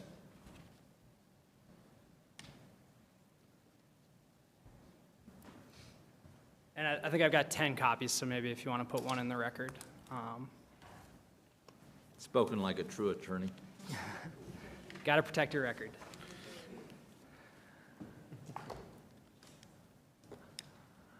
Mayor Williams, members of City Council, thank you for hosting RVC tonight and giving us some additional time to present just a few friendly amendments that we do want to offer up to the ordinance that's in front of you. As mentioned, my name is James Silvestro. I'm Land Use Counsel for RVC 717 17th Street in Denver. There's really two reasons why RVC is so invested in this particular ordinance, these LDC amendments that are in front of you. One is that in addition to being supportive and trying to help the city with smart and sustainable growth, RVC, which grew out of the Protect Maple Valley Park Group, is especially concerned about the potential overdevelopment of the unincorporated area as well as the undeveloped IL sites just south of 68th and Indiana. That was the proposed Amazon site. And I should mention, it's great to be back in front of you all. I was RVC's counsel on that Amazon proposal. Hopefully slightly less adversarial circumstances tonight. The other reason that RVC is so invested in this particular draft ordinance is that many of the proposed technical revisions that staff is putting forth are actually things that came out of that Amazon process. And in particular, we fully support the Section 2 addition in the ordinance to cover fleet vehicle parking. That was a huge issue in the Amazon dispute, and we think staff's done a really nice job of incorporating the concerns that the community had expressed on putting that sort of intense land use in the industrial zone. And I think that was also echoed by the council in ultimately denying that proposal. So again, sort of starting with the things that we like about the proposal, we very much appreciate the additions in Section 2. We also are fully in support of the additions in Section 4. We do think it's important for the council to have the opportunity to call up certain administrative approvals. The draft ordinance in Section 4 also expands posting requirements, public notice, and will give more opportunity for community input into these important land use decisions. So fully in support of that. All of the concerns that we have are with the proposed changes in Section 5. And I suspect that it's not typical for you all to have sort of friendly amendments offered up to you when you're looking at a draft ordinance from staff. The real reason that we're putting those forth is that RVC is working to forge this partnership with the city, because I think we all want smart growth. I think we all want sustainable growth. And I think we want to be sensitive to situations where areas can become overdeveloped, overtax the infrastructure, and deteriorate community quality of life. So the specific changes that we are requesting, if you look in your packet, and it's a little difficult to do sort of legislative tweaks on the fly, so if you can bear with me.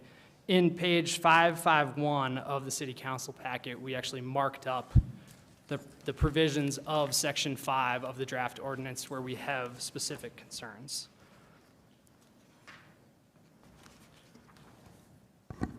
And I think the primary concern relates to where the city is going to draw the line between the upper boundary of light industrial and when a use becomes a heavy logistics center, such that as of right, it can only exist in the IG zone. There was a slide in the staff presentation that talked about the existing sort of demarcation between those two intensities of use. If you actually flip to page 6, I'm sorry, I don't know, I'm bouncing all around, but page 6 of my presentation materials that I just handed out, I have the definitions of heavy logistics center and light industry that I pulled off of Muni Code this morning. And this is the real concern that we have, is that the current definitions are in terms of 50 truck trips. They're not in terms of 50 heavy truck trips. And so not only is staff proposing to tweak the number, I think they're trying to split the difference between this long-standing disagreement that we've had over whether the 50 trip standard is one-way trips or round trips. We've always maintained that it's a one-way standard. I think 76 is probably an appropriate way to strike the balance there. But the sort of the wolf in sheep's clothing that we see with the proposed change is that it's not just about changing the quantity, but it's about changing the type of truck that's being measured. And the issue with converting fully from a measurement in terms of trucks to a measurement that only looks at heavy trucks, as proposed by staff, is that when you have a heavy truck servicing a facility, there's all kinds of traffic impacts that come off that. And specifically, if you look at like an Amazon type use or a FedEx facility or a UPS facility, when you have X number of semi-trailer trucks coming in, that's generating all sorts of other commercial traffic. And that's specifically what a heavy logistics center is supposed to cover. And so our concern is that, it's multivariable calculus, if you will. If you're adjusting the trip count, but you're also changing the type of vehicle that you're measuring, you're substantially increasing the intensity of what would be allowed in the IL zone. And the concern is that I don't know that that is actually sort of the mandate that was given to staff in putting forth these technical revisions, or something that really the city has studied all the way through. And so if you look at the 5 changes, so take a step back, there's 6 changes that we're proposing on that markup on page 551 of the staff packet, of the hearing packet. The first one is really just, again, a friendly amendment on the fleet vehicle definition, which is to ensure that the new fleet vehicle limitation that we fully support is sort of closing a loophole where you could have an owner contract fleet vehicles, whether they be privately owned, sort of TaskRabbit type folks, or if you have an enterprising developer that really wants to push the code, they could just sort of title all their vehicles in one company and say, well, we don't own those, we just contract for them. And so that's change one. But the bulk of what we're concerned about, sort of this wolf in sheep's clothing, where there could be an unintended increase in the intensity of allowable uses in the IL zone, is speaking to those next 5 issues that we've, 5 changes that we've put before you all. And specifically, we're willing to compromise on the 76 vehicle count, but what we're not willing to compromise on is changing what's being counted from all truck traffic to just heavy trucks. And staff has proposed that limit at 16,000 pounds and above, which is, again, is just going to be semi-trailer type big commercial vehicles. It won't capture all of the delivery vans and, you know, F-250s or box trucks, moving type vans that we think should be captured in where you're drawing the line between light industry and heavy logistics, general industry, as a matter of right.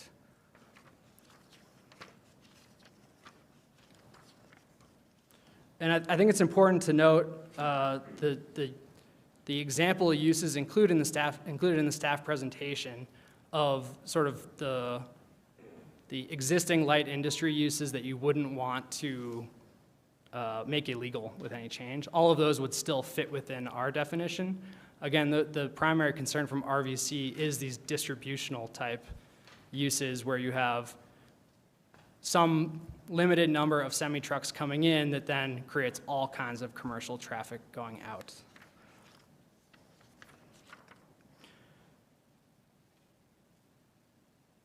And I think perhaps the best illustration of what we're trying to achieve here is on page 10 of my materials that I handed out. And again, I apologize that they're not on the screen, but what I've tried to do there is break down the current situation, staff proposal in the middle, and then RVC's proposal. And so again, when I talk about the 2 variables, you have the number changing, 50 to 76, and then you also, in the staff proposal, have the type of traffic that's being counted against that limit, changing from truck trips to heavy truck trips. And so the primary thrust of those 5 additional proposed changes that we have is simply to strike the word heavy trucks and to continue to draw the line in terms of truck traffic, clarifying, and again, we support the one-way trip count. I think everybody's on the same page with that. It's just a matter of continuing to count all trips from all trucks one way as the line between light industry and heavy logistics. Of course, if you do that, then the question becomes, how do you define a truck? If you turn to page 11 of our materials, I've included the definitions that the FHWA has set forth for classifying different types of vehicle traffic. And where we've proposed to draw the line with our proposed definition of truck, sort of generally, would be any vehicle more than 8,501 pounds gross vehicle weight rating. That's going to capture in any of those commercial delivery vans or cargo vans. Actually, the next generation of Amazon delivery van, it pencils out at about 9,000 pounds, between 9 and 10,000, depending on options. So, you know, what we're really trying to do with our definition of truck, again, is to capture all of that commercial traffic and considering the intensity of a proposed use to not just be semi-trailer trucks or big box trucks, but to also include all commercial delivery vehicles that are then being generated from the use.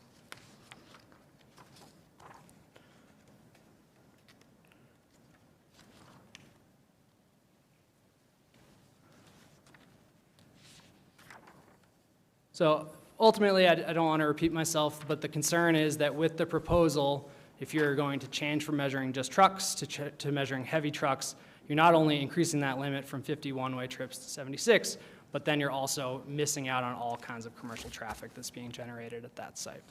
So I'm available for any questions. Happy to have a dialogue, But really, I do appreciate all of your time. Thank you. Nancy Young.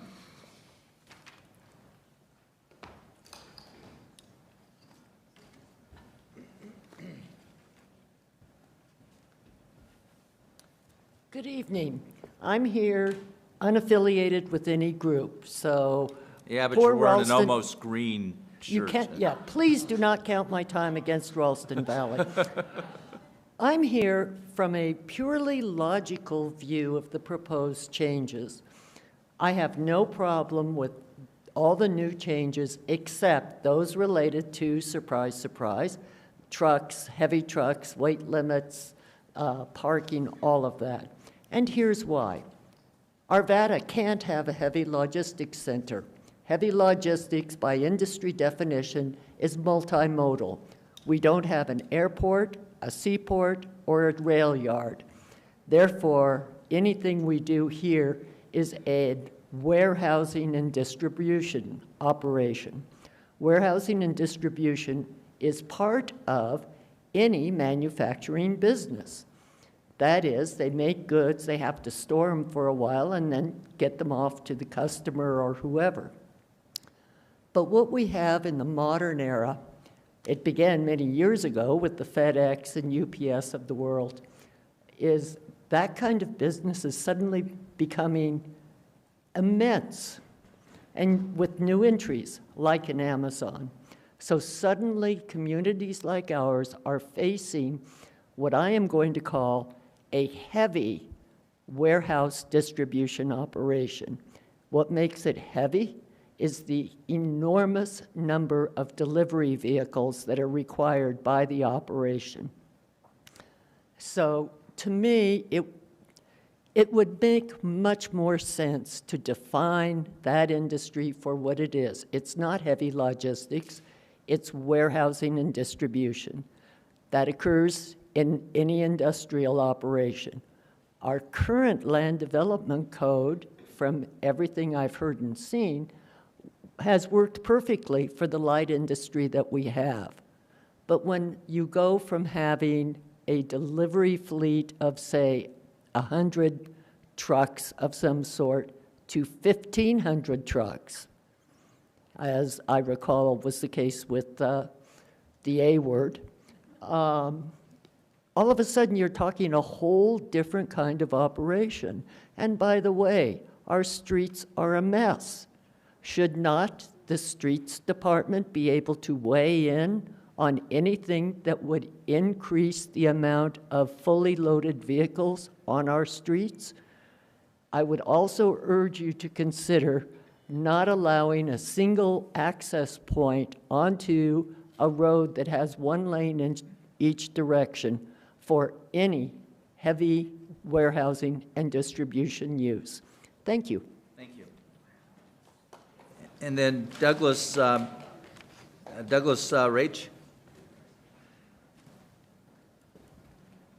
Razik with a Z. I'm sorry. Okay. No, that's fine. I filled out that form just to correct the record with the lady that I came with. Her address accidentally didn't put mine in. So I'm at 17176 West 74th Place. I'm not affiliated with RVC, but I read through their documents. And I thought, oh gosh, that sounds very logical and wonderful edits they were putting into the code. So I just wanted to come tonight and speak in support of that. But you're going to hear a lot of that. So this is what I want you all to think about. I came down here when the A issue occurred. And we're sitting right over here, there were what, 7, 8, 9, 10 Amazon, or A lawyers. And I was astonished. I felt so small and puny. I mean, we all came out as residents. And I thought, my gosh, you know, when there's ambiguity, this is the key for me. When there's ambiguity in the code, that empowers the lawyers. When there's ambiguity, we, the citizens, are disempowered because we don't have the ability to write documents and research and so forth. So what I'm encouraging you to do is be as specific as possible about what exactly is a truck, what exactly is the weight, what exactly is the one-way trips, because that were all the issues. Just please be specific. And then support RVC. That's all. Thanks. Thank you. Okay, I have a large number of people. I will, unfortunately, both between some handwriting and my inability to correctly pronounce names, I apologize in advance. These people have all indicated they do not wish to speak, but wish to have their name entered into the record. Ed Yolak, Karen Gerbash, Mike Rauch, Maureen Russ, Linda Skeen, Ellen Bothner, Roger Burnell, Donald Vaughn and Vicki Barnett, Ann LaFoon, Peter Frost, Pamela Smith, Sally Smith, Robert Smith, Sally Payne, Ray and Kathy Campbell, Bart Nicholas, Bruce Gleamer, Eric Mathis, Deborah Gadner, Brian Lickhus, Jean Lickhouse, Margaret McCarthy, Jim Malley, Charles Booton, Patrick Noon, Phil Lankford, and Nancy Tardy. Again, thank you for filling out sheets indicating your position on this. Is there anybody else that wishes to address City Council?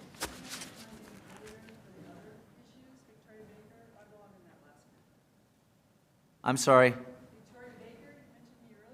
Okay. Okay, very good. With that, I will close the public comment portion. We'll open it up for City Council questions at this point. Mr. Mormon? Thank you, Mayor. So I guess my first question is around the fleet definition and around contracted vehicles. Why shouldn't we include contracted vehicles in this fleet definition? I understand that it's related to the number of parking that is put in place. However, I can certainly see contracted vehicles taking parking spaces, so I'm curious as to why we're not including that.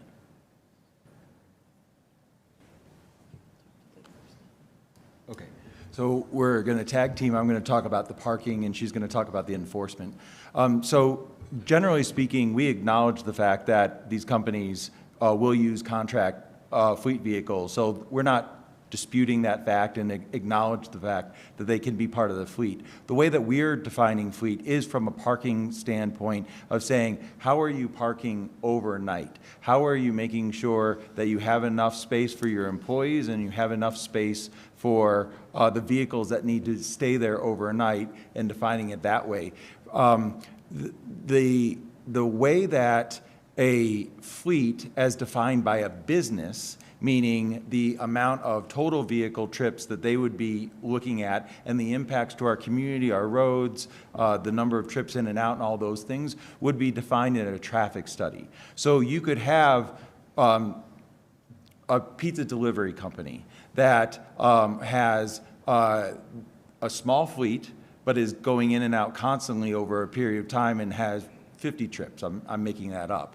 Or you could have a larger fleet, but they go in the morning and come back at night. So a business in particular, there's a laundry business in the city of Arvada that has a fleet that has its trucks, and it has a semi-truck come and bring clean laundry. It gets distributed into their fleet. They go out in the morning and they make their stops at restaurants and hotels and those types of things and come back. So one would have a larger fleet but fewer trips, and one would have a small fleet and more trips. So in order to regulate that, we need to look at it from a traffic study and say, what are the impacts that the trips are having on the road, and regulate it from that standpoint, not from simply a parking standpoint, because if you only did it from parking, you're not going to truly be measuring the impact to the community, if that makes sense. No, I do understand that. I guess, though, what I don't see is what's to prohibit a company from having all contracted fleet and parking them overnight. Well, that would be part of the fleet that's on the property, so that would not, that would be included in the definition. Having it under a different LLC doesn't change the way that they're contracting and having the parking on the property. We're talking about you can't have parking spaces for your fleet in excess of that amount. And that fleet is being defined by what's being parked on the property. Okay, yes, please. Can I I yield to. I just want to clarify, because I know where he's going, and where the confusion is. It's the definition of fleet says it's excluding semi-trucks owned or semi-truck trailers owned or leased by a business, government agency, or other. So are we talking like semi-truck trailers in that sentence? Or are you talking about, because this is definition of fleet vehicles? Yes. So I think that's where I'm getting confused. Rob, do you want to weigh in? Because this is on the presentation you gave, and Sure. I think that's where Yeah. I'm getting tripped up like he is on the same thing. So, well, in terms of the semi-trailer piece, it lists kind of the vehicles that are considered part of a fleet, but it excludes semi-trailer trucks. So anything else in that list.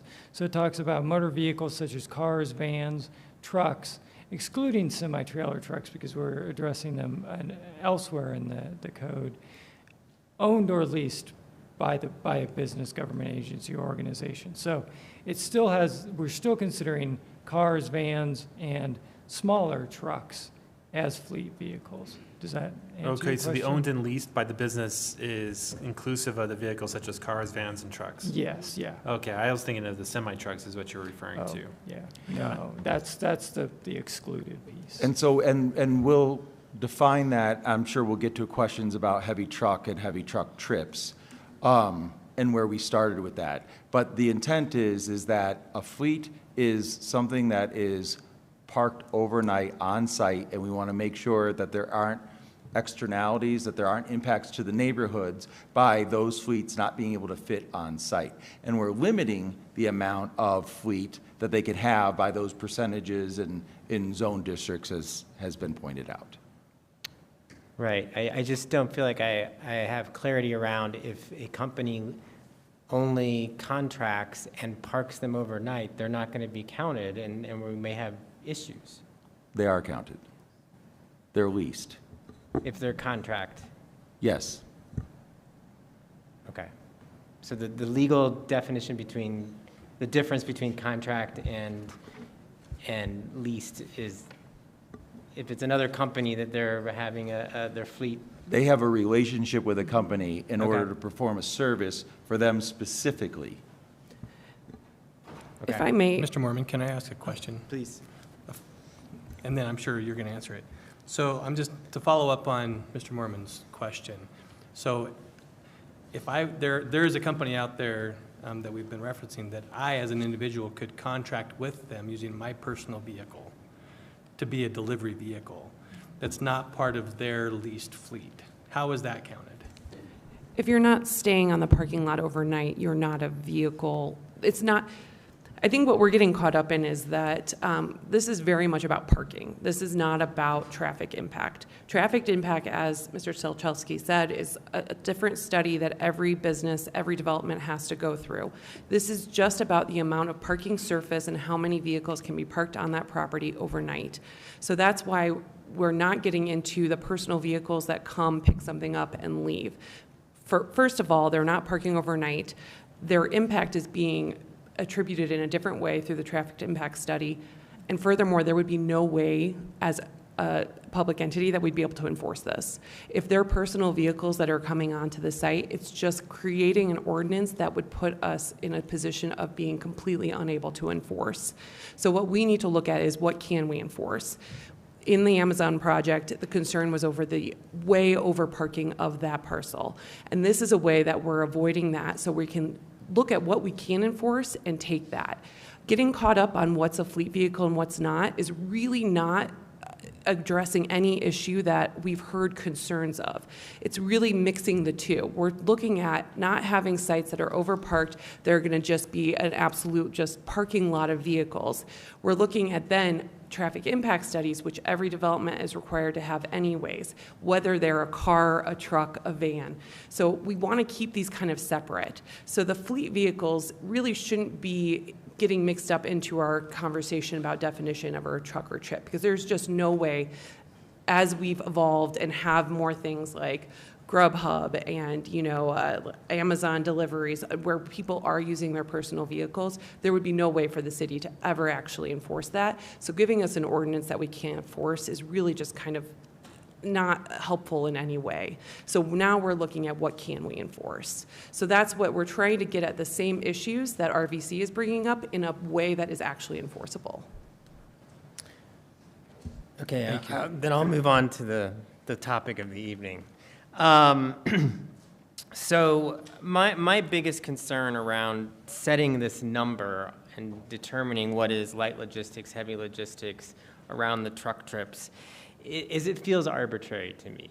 And it's currently set at 50, right, all trucks. But what I'm struggling with is if we're going to increase it to 76, what is that based off of? And what I'm really asking is, these trucks are going to have an impact on our roads. And so I'm sure there's engineering studies that have been done to show, the weight of trucks and how many truck trips cause damage to a certain type of road. So I'm very concerned about setting a new number until I see data to show that what is that extra number, if we increase it, going to impact? How is it going to impact our roads? If I may, Emily Grogg with the City Attorney's Office. We're starting out with a misconception and misrepresentation of the evidence. It was never 50. It was 50 round trips, which equals a 100 single-way trips. So we're actually reducing. So as everyone is aware, the city is tasked and given the authority to interpret our own ordinances. And as long as anyone in this room has been a part of the city, that has always been interpreted as 50 round trips, AKA 100 trips, as it is now going to be defined going forward. So we are not increasing in any way. We are reducing from 100 to 76. The impacts that we've talked about, city staff would be happy to keep it at 100 because we've had this as 100 for as long as we've all been here. This was with our prior code. We've never had issues. We've never had complaints. We have many companies that have worked under this assumption that it would always be 100. Same with trucks. The city has always interpreted the trucks that were in these definitions as semi-trucks. So they were never anything less than semi-trucks. Based on trying to compromise with RVC, we have found a definition that would reduce that interpretation from semi-trucks to heavy trucks, as Mr. Smetana pointed out with that new kind of definition. So in everything we're presenting tonight, we are actually lowering the impacts that have been previously with the city for as long as the LDC has been in existence. So the proof is already in what we have. I mean, that's what we've been operating under, but council has made it clear that they wanted us to compromise with the concerns of RVC based over the Amazon project. So we've reduced from 100 to 76. We found that that would still take care of our existing businesses and not put any of our current businesses into non-conforming use.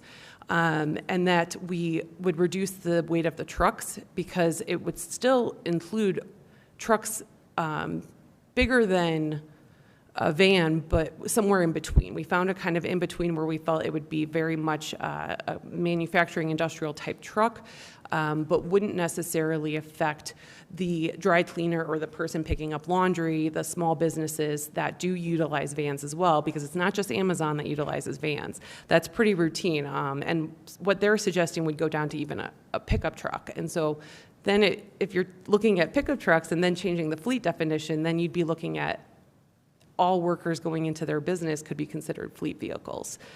So we're avoiding that. Furthermore, we are the only community in our area that is looking at even defining these types of things. We've only been able to find one other example of a community that has put a truck trip to a very specific industrial zoning. We have not been able to find any other Westminster, Lakewood, Aurora, Wheat Ridge. They do not legislate this fine of details. So we would be kind of forging the first of this. So that is where we are kind of relying on our past experience of always having it at 100 and semi-trucks where we've never had issues. We've never had complaints that got to this level. And even the concerns of RVC were very specific to Amazon, which is not a project that will be in Arvada. So the concern is to legislate over one specific project that's not going to be here. Now, that being said, we absolutely agree that we needed more clarity because with the Amazon project, as RVC pointed out, there was confusion in how the city had been interpreting those definitions compared to how somebody from the outside was reading it. So we absolutely agree with the definitions and wanting to make them clear. But that is why we have proposed the amendments we have, and we haven't changed to what RVC is proposing tonight. And just to be clear, the weight, the definition now of heavy truck is 16,000 pounds or more, correct? Yes, correct. Well, that's the proposed. It's not the definition. Correct. As of today, the current code says semi-truck, which I believe is either a Class 7 or Class 8. I can't remember.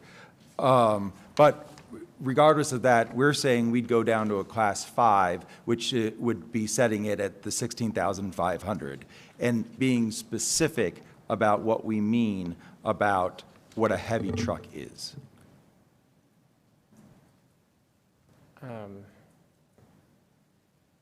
Sorry, going back to your graph. Rachel, do you want to pull it up on the big screen? Thank you. The other Rachel. Rachel K. Thank you. So everything on the right. That is correct. Well, I guess I see pretty large vehicles in Class 3 and 4. So that would be one thing I would like to consider is maybe lowering it to a Class 3.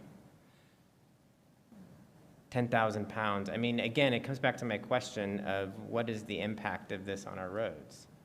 I mean, again, I feel, that sounds, it looks large to me, it sounds large to me, but I haven't looked at the data to see that, 10,000 pounds of so many trips is going to cause damage. Well, keep in mind that the city has been comfortable at a semi-truck for these counts in years past and not had issues with it. And our roads are built to have these types of semi-trucks and whatnot on them. So we have different standards for the different classifications of roads that we have, whether that they're arterials or collector streets and those types of things. So they are built to withstand these weights and to then be maintained in their normal lifetime. So these are not different than what our roads are built to maintain. And our engineers, our traffic engineers do look at this as part of their review of whether or not our infrastructure is appropriate for the uses that are coming in. It's part of the traffic impact analysis. Okay. Thank you. Ryan, before I turn it over to Lauren, something that's on my mind. If you've done counts of what you're defining as heavy trucks in our existing industrial businesses, and frankly, at least for me, it's important that we keep those existing industrial businesses and not have them be non-conforming. If we were to adopt the definition that's being requested by council for the Ralston Valley Coalition, have you done counts of all those additional, of what they would classify as trucks, and would that then put these businesses over the 76? Well, so already the 50 limit would put at least one business over and likely another business over in the near term. But the other issue is if you go down below that classification of 5 and you start getting into classifications of 2 and 3, employees that are coming to work are now going to be tripping the limit for them. So when I was thinking of a comparison, and this may relate, David Jones's truck. I was just looking at that. David Jones's truck is a Class 2, and so each time you go in and out of the office, you're considered a heavy truck trip by that definition. So we feel like we have been compromising because we started at a Class 7 where a semi-truck there is, and we took it down to a Class 5 in order to further compromise with the perception of these large truck trips. But going down even further just directly is not practical. Okay, Ms. Simpson? Thank you. So we've covered a lot of what the note taking I was going to say. I did do some additional research, and I found that the Federal Highway Administration as well as the U.S. Census Bureau both define up to 10,000 pounds as light duty, i.e. a personal vehicle or a minivan, something like that. So I tend to agree that 8,500 would be too low. At minimum, and I do mean minimum, the Class 3, the 10,000 pounds should be the bare minimum considered for this kind of work. And the what is the weight of a traditional semi-truck? That's about 33. So I'll have to defer to the classifications because they're ranges, and I can't read that. That's okay. I know they range, and then obviously it depends on how they're fully loaded or whatnot. Well, so yeah, we're just talking about the cab right now, and so what it says is 26,000 to 33,000, and then obviously the weight is. Do you have a pound of feathers, or do you have? Is it full of feathers, or is it full of steel? So exactly, because that's where I was kind of going, is we have exactly two things to measure here. We have council has to consider infrastructure and then traffic. And so to Ms. Grogg's point, like I said, we were saying, we covered a lot of the ground. That I was going for was the traffic captures a lot of those personal vehicles because those don't do infrastructure damage. Therefore, when we're talking about classification of trucks, we're looking very specifically at road damage caused by weight, which is really determined by the number of axles and the loading on the truck. Please jump in here and correct me anytime I'm wrong. And so what I'm curious about is specifically what is the weight per axle that causes damage to the roads? And Brian's not even paying attention. I am multitasking, I'm sorry, but they can answer. Well, I don't know what the question was. I would look to Mr. Wick. The question was about damage to roads and axle weights. So Ryan was on target asking me about that. Yeah, so our roadways generally are designed to be able to carry the traffic as outlined here, especially with arterials, collectors. Mm-hmm. Those roads are engineered to be able to carry that heavier weight and traffic. And when you get into the residential roadways, it can look different. Mm-hmm. If there's a real interest in exploring like specifics about this, I can have the roadway engineering team actually do some work with the council around what it will support and what it won't and what the concerns are. And then there's also, traffic volumes that play into that. Also the surface treatment like asphalt mixes that are used when the pavement goes down can also have an effect on how the roads create rutting or other damage to the road. Might not necessarily be directly related to weight, but rather the movement of vehicles starting and stopping and things like that. So there's a lot of variables that come into play that contribute to the condition of the roadway. Okay, thank you. Yeah, that's largely where I was going with this because I was curious about the infrastructure weight and the damage. And then I'll go ahead and defer there. I have one last one. You guys are going to love it. Short-term rentals. That's actually part of this conversation too. I noticed that one of our changes is no more than one short-term rental per property. Would that cover duplexes, or are duplexes considered two properties since they have two addresses? If they are on individual lots and under separate ownership, then each one could have a short-term rental. And what if so I know for a fact I have a constituent in my district who owns both sides of a duplex, and she's converting them both into short-term rentals. Is she authorized to be able to do that? Yes, one owner can have up to, I'm forgetting, 3 in the city. So one person can own up to 3 properties, and those 3 properties can all be short-term rentals within the regulations. Perfect, thanks, Rob. Mr. Jones. I'm going to go back to heavy logistics and heavy trucks. So, I was giving us a break. yeah, thanks. So we're kind of, at least we're stumbling over a word, heavy. And so if I'm looking at this, class 5, 6, 7, and 8, those vehicles within those classes can have 76 trips per day coming in and out of a facility. Correct. And there's an unlimited number of trips that can happen class 1 through 4 out of any given facility. Well, I wouldn't necessarily say unlimited, because the traffic impact analysis looks at what the impact is. And so the developer has to mitigate that. Got it. So it has to be able, the road has to be able to handle what it is. So just to talk about a ridiculous example is, you know, a classification of roads for like a minor collector, I believe is somewhere between 3,000 and 5,000 trips per day. And so if you had something that was going on to a minor collector that pushed it over the threshold, so let's say on today it had 3,000 trips per day, a development comes in and it pushes it to 6,000 trips a day. We would look at that and we would say, well, you need to upgrade that road to a collector, no longer a minor collector, in order to get to that 8,000. So those are the types of analysis that we would do. And so it wouldn't be an infinite amount. We would say, what's the capacity of the road? Are we close to that capacity? And what are the things that need to be done in order to mitigate that, in order for this use to be allowed? Because we don't say yes to everybody just because they want to go there. Sometimes things don't work in those locations. And so we're going to tell them from a planning perspective, an engineering perspective, whatever it is, on the things that they need to mitigate. And sometimes those things will be too costly for them to make those improvements, and they walk away. I'll give you a good example. The reason why the corner of 64th and Eldridge, across the street from the Y, has not ever been developed is because it's too costly.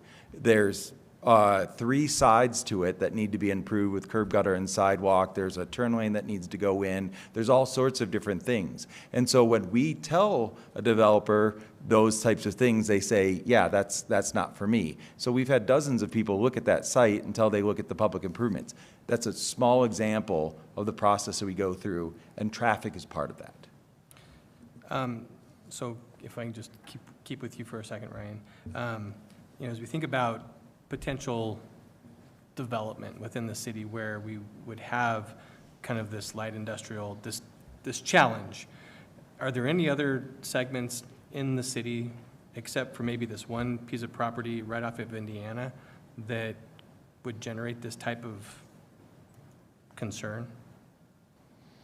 Do you understand what I'm trying to ask? Well, I didn't ask it very good. Yeah, so I mean, we're trying to think of like, where are there other IL areas in the city? Right. And off the top of my head, you know, the 69th and Joyce area where the public storage is and the beer place just went in and whatnot, that's largely built out. There's not a lot of land there.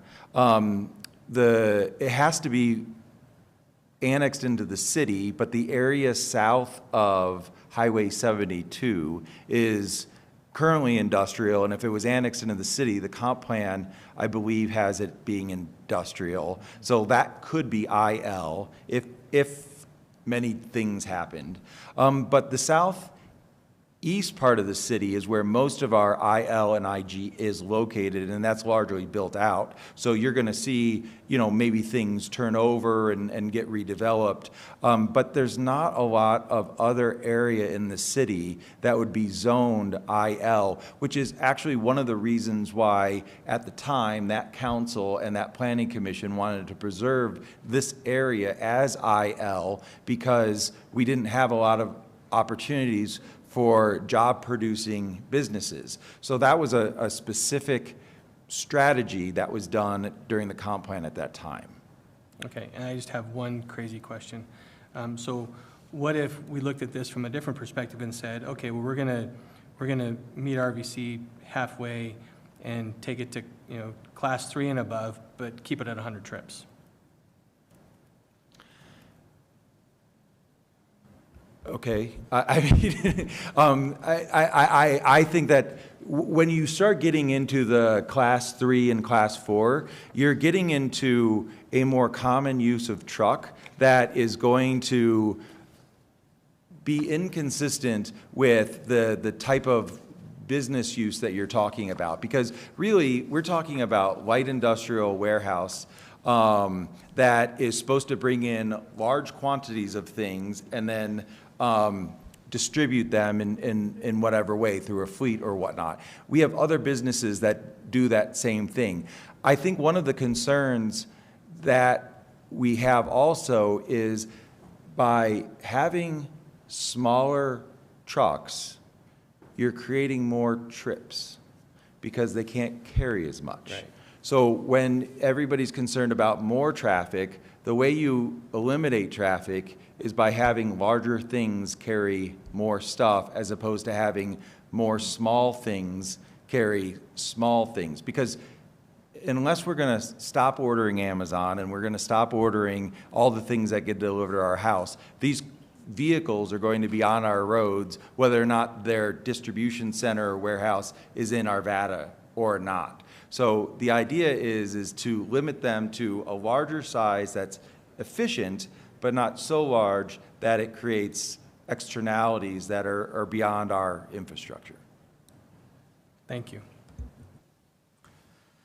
Okay, I don't see, yes, Lisa Smith, you snuck in I under the did. wire. I actually have questions on some of the other things. I feel like we've talked enough about some of the stuff. One of the short-term rentals, why were we doing 3 homes per license instead of perhaps 2? That was the discussion at the time with council, and that was the number that was decided on back in 2020. Cool.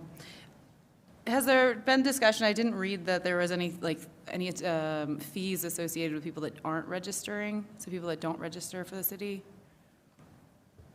That would be a violation of our code, so they would go through the code enforcement process, and then they would go to municipal court. That was part of most of the short-term rental didn't change. What we did change was just structure and taking out these civil penalties that really aren't utilized in Arvada. I know other communities sometimes use those, but we have a code enforcement, so we would prefer for everything to go through the code enforcement process, and then they have their day in court. Okay, thanks. The call-up, there was a suggestion about planning being brought into the fold, and I'm wondering how much of a delay would it be if we were to call that up? That is the city team's concern, and that's why we didn't put it in the proposed ordinance that we presented to you. I think realistically, it could add another 2 months at least to the process. Okay. If it went through, because of noticing requirements, going through planning commission, getting the dates right. Gotcha.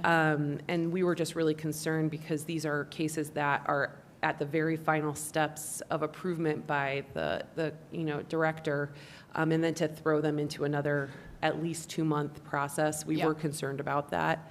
But we did include that revision on a separate document so that we can very easily put that in if you want to have that option. The nice thing, and that Planning Commission was also concerned about the additional time, so that's why they weren't making it a requirement to go to them. It was really leaving it up to you all to decide if there's a situation where it makes sense and the time delay wouldn't have been really onerous on the applicant, that you Okay. could send it through them. Thank you. And then just the last, on the conversation of trips, I like your thought process here of reducing a class and, keeping the number 76 or 100 instead of keeping it at class 5. So I appreciate your creativity there. We'll see whether or not that flies. Mr. Pfeiffer? So, I think I know what we're trying to solve for, and we're trying to use the formula to figure this all out. And, I appreciate the parking restrictions. I think that reduces the fleet concern. But where I've always struggled these years has been the travel or the traffic impact studies. Because there's no we're not aware of anything that we can do up here that you all are doing in, your process that looks at traffic impacts. And I don't think at least I don't know of one time we've denied something because of traffic impact. I don't know, Don might think of something, but because I appreciate the fact that you try to get to yes, and here's what you have to do. If you want this, it's not like a no. It's like, you can do this, but you're going to do this, this, this, this, this. I think that's what Ryan's saying. You're going to wind the road. You're going to change it from a collector arterial, whatever, to a full arterial. You're going to stripe it. They could turn real costly real quick. But I feel like, if the road capacity can handle 20,000 cars, and this is adding 5,000 cars to it, maybe that's not what we want. Indiana can take a lot of cars, but it's only 2 lanes, and that's a state highway, and the impact by Amazon has no influence on what CDOT would do or not do, and in fact, they were completely against putting a light there. So I feel like there's something here that we need to put some guardrails around, and I think we're all trying to up here fish for what that could be, that gives us a number that we can say, yes, that makes sense, no, that doesn't make sense. Like, it's really black and white. And I think where we get lost is in the traffic impact study. I think that's really where the secret sauce is, but we up here have no influence on that. I would suggest that you do have influence. I mean, at many of our public hearings, traffic becomes a major crux of the argument. And that is based on that traffic impact study and whether it is feeling that it didn't meet the standard of council, but I do feel like it's been used as at least an element for fighting against projects. I would say that, what you're describing really goes more to the even further down to zoning and what an area is zoned. And in reality, and I'll ask these guys to jump in, this is traffic impacts. The light industrial is actually much lighter than a lot of our large shopping centers. And it's odd that we're spending so much time on this classification that actually doesn't have the same traffic impact that some of our shopping centers have, that some of our restaurant centers have. We're really focusing in on something that most likely is not going to ever be a problem because Amazon isn't going to come back. So, but it will have light industrial there. Putting those numbers on it, we would be very unique in any other community of legislating so down to that detail. If we're going to do that, why wouldn't we do that on every zoning district? And why would we have traffic impact studies at all? Why would we just have, a number for every zoning district? And I think practically that isn't going to always work. I'll let Ryan jump in if you have thoughts. It's a fair point just from the perspective of if you go to the Arvada Marketplace, for example, that has Sam's Club and has the tile store and has all these other things, you have way more truck trips, heavy truck trips from that type of thing. You have way more traffic impact from those types of things than you do with these industrial users. You're absolutely right. One of the things that had Amazon go forward, there was no guarantee that they were going to get a light because they didn't generate enough traffic. And so everybody is concerned about the traffic that Amazon was going to make, except they were such a light user that they couldn't get a light, or they may not have been able to get a light. And the things that are being proposed after it are users that are 10 times more intense than what Amazon was going to bring. And so it's just a little bit of a odd conversation in which we're arguing for more intense uses because of this one situation. Well, let me riddle it a little bit differently. Let's think of it this way. We never anticipated, mail-in catalogs would go away. Maybe we did. And we moved into this whole Amazon world of just ordering at the finger. I could literally order about 5 truckloads individually as we were talking right here, to my house, versus going through an old-fashioned mail catalog and calling Sears and asking for one thing that would cost you an arm and leg to get delivered to your house. That industrial use was a lot different, where you're talking about commercially, like where you're talking about 52nd, the Arvada Marketplace, where you have all those shopping. Everyone goes there to do that. But when you look at light industrial, you never thought light industrial turned into a distribution of commercial stuff. Does that make sense? instead of us driving to Costco or any of those places, we generate the trip as consumers to that location. We never anticipated that industrial would distribute the same commerce that I was doing when I was driving to a location. It's still generating traffic that is generated by commercial zoning in an industrial area that was intended to be lighter traffic impacts. I think that's where we're stumbling is it's changing. The industry's changing. You're getting distribution where people don't go to shopping malls anymore and they don't go to strip malls. They just, the way that it's distributed is different. What you're describing reduces traffic. It doesn't increase traffic. It means that you took fewer trips to go and get those things because you had one person come to your house as opposed to you going to 4 different places to get all the things that you needed. So I know where you're going. That makes sense if I got it in one place, but Wayfair and all the others, you end up buying all so stuff. I mean, we're not trying to argue with you. It's fine, but the thing is like if somebody orders that stuff, that trip is in Arvada regardless because that truck is coming here. So we're getting hung up on the origin of that trip where it goes. But think of where the zone sits. So let's just clean slate, color by numbers, clean slate. When we put a light industrial in a certain area, we were thinking that a certain type of behavior would be happening within that zone, right? Lower traffic, lower counts of movement of vehicles.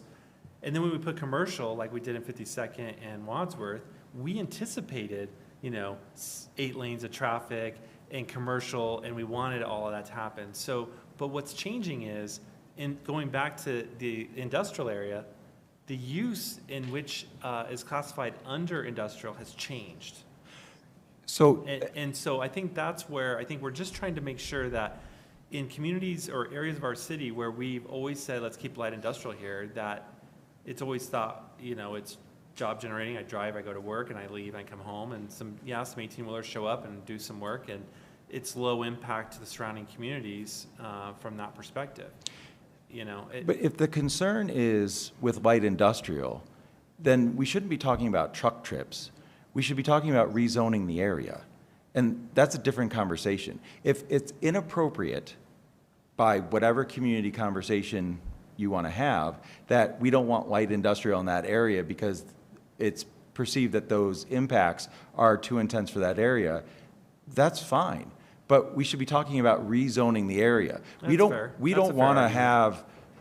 want to, because of this specific conversation and this group being concerned about their specific area, we don't want to have unintended consequences for all the other industrial areas in which this is not a problem. I'd argue that it hasn't been a problem here either. However, if that's the position, then that's fine, and you can consider rezoning that area. Yeah, and take away the location. I mean, I think of Ridge Road, I think out on Sheridan and 58. I mean, because you have communities all around there. Sure. You have the whole master plan we did with Adams County in that area. Right.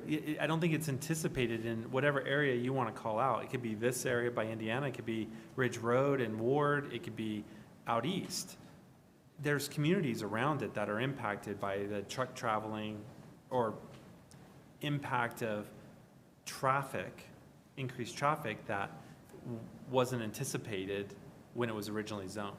And it's just that the use has changed a little bit. The industrial use has changed by the users. And mine is, we didn't expect Amazon Sprint vans to have 500 of them parked in an industrial area. That was never anticipated when we probably zoned it 20 years ago, 10 years ago, 5 years ago. 1963. Okay, 1963 then. So I'm just trying to look for the secret sauce that can help us have more of an objective lens when we're talking about traffic impact. And that's a fair argument. And at the end of the day, maybe we need to look at the zoning of it. There is goods and bads. I mean, the devil you know, the devil you don't know situation can cause that. I do agree with you, commercial, if there's going to be that much impact, then how does our commercial zoning fit inside this, in this? Maybe there is a better play when you deal with that. I don't know. I'm just trying to spitball an answer to this issue. Well, and I was just going to remind, we know all development causes impact. no matter Yeah, what that absolutely. development is. And it's always going to have an effect on traffic. That's just the reality. And the reality is that we have Amazon vans, whether or not we have light industrial in the city anyways. That traffic has already been coming into the city and will continue to come into the city and probably continue to increase. I think we're really stuck on the idea of just an Amazon business when there are other light industrial that we would be ruling out and other job creating businesses that we would be ruling out if we did take the suggestions that RVC is putting forward. Well, that's not quite true, because our current businesses can completely operate within the current suggestion we have now, right? And There even were we a couple change that it, weren't. But on the peak, so the one would be the peak, and only one that you've given, only one had a peak of 64. All the rest were in compliance. On an average day, they were always in compliance. Based upon our current definition of trucks. No, If we, but they gave a list. No. Oh, so No, you guys are it's- mixing that. No, it's Man, I hate when you heavy, mix that. heavy trucks. That's what was counted, is heavy trucks. right, we didn't So count up- all trucks. Right, it's to a class 5. If you broaden the definition of trucks to include class 3 and 4, we don't know what those numbers look like at all. So that would be the. So you're saying we're what you gambling gave a us bit. was round trip, which is, No, I gave you No. one-way. One-way trips. But I gave you semi-trucks. so you gave class 5 and higher? No, I gave you class 7. That's because at the time. So when we see Sundyne, that's one that narrowed in on. Yep. Said 50 average trucks a week, that's one way each way. A day. A day, I mean, excuse me. Yeah. And a peak, they've had as high as 64. That is correct. And those are 64 And- single trips. And we made those phone calls in January of this year, and then it was a workshop that we had after those phone calls where we presented that data first, that it was a suggestion by council that we define a semi-truck a little bit more, and it was suggested to use a U.S. classification. So Okay. that's where we honed in into a number. So we don't have specific numbers of what those trips would be if we went below a class 7. Okay, so, okay. The light bulb's gone off. Well, I mean, there's some risk in their number. It's not, I mean, you're lowering it to class 5 without really knowing the impact on the current businesses. If you did do that, yes. No, they're already doing it. That's what he just said. No. Yeah, No, it's they're wanting to stay at Proposed. class 7. It's proposed but has not been adopted yet. Oh, yeah. Depending on council's Yeah, vote yeah, yeah. tonight. So right now in front of us, you propose that class 5 and higher considered heavy truck, single trips 76, right? And Yes. your graph on, go to the page before this one, I think it is. Is it this one before this one? Can you- Rachel, can you please move the, yeah, we were silently waiting for you. That's based on semi-trucks. So semi-trucks, so 7. So you're saying right now, if Sundyne comes in, and this is for class 7 and higher, they have 50 trucks, single average daily trips. But if we lower it to 5, you don't know what the impact of Sundyne is because you didn't include class 5 and 6 in that count. Correct. So it's going to be higher. They probably have other material delivered. Possibly. Yeah, I mean, there's a good chance it's at least one more, you know? Sure. So then they would be in violation of the 50 single trips, even if we lowered it from 7 to 5, and they got one class 5 truck showing up. Right. 76, not 50. Oh, no, it's proposed, but if we went down to 50 and we lowered it to class 5, they're guaranteed to be in violation. So that's what I'm trying to highlight here is that this is here assuming class 7 and higher. The staff's already proposed to go to class 5 and higher, but keep it at 76, and they feel comfortable enough that that would keep everyone in compliance with the additional 2 classes added into what's considered heavy. And that was our compromise to get closer to sharing what the community was saying, that they wanted us to broaden the definition. We're comfortable at class 7, and we don't feel like we've had any issues at class 7. However, we've lowered the number from 100 to 76 to try to back off a little bit and compromise, and we've gone from class 7 to class 5 again as a compromise. Have you talked to any of them, if they've had any or no, with the class 5, class 6 of these? We have not talked to the businesses about vehicle I know we're classes. trying to, I'm spitballing 2 issues, traffic impacts and truck. I hearing that, I feel a little bit more comfortable in what you're proposing here. I do wish there was something around travel impact. I mean, I can rely on Don's team to just do the good work they do and just think of the impacts. I mean, so I was thinking of trash trucks. I mean, trash trucks can be 26,000 pounds. We have them on a residential street, and we know the impact of that. That's why we went to a single trash hauler. But, you know, I'm just trying to think of how this can play out. The fleet thing kind of throws me a little bit, because how about if I am a distribution center, but I contract 100% of it out to Uber? That shows up with all the contracts. I mean, how does that, that's something we couldn't regulate. That's an extreme case, but I'm just trying to think where that would go in the land development code. I mean, the whole reason we're revisiting this is because we feel there's some fine tuning of the dials. So I think I have enough for now. Thanks. Mr. Marriott? Ready to make a motion if everybody's done with their questions? I see no other lights on. You may proceed. Thank you. Move that Council Bill 22-063, an ordinance amending certain provisions within the Land Development Code of the City of Arvada Code, be approved on final reading numbered 4810 and ordered published by title only. And just to be specific, I would like that to not include the Planning Commission's suggested provision of having them here call up provisions. So, as presented to us. And so that's my motion. I'd like to make a couple comments about it. I believe the stuff about the notification radius is appropriate and accurately allows our team to operate more efficiently, as well as small people who need to build a fence don't get overly punished, and yet a big development will be noticed much further. So that's good for the public, good for everybody.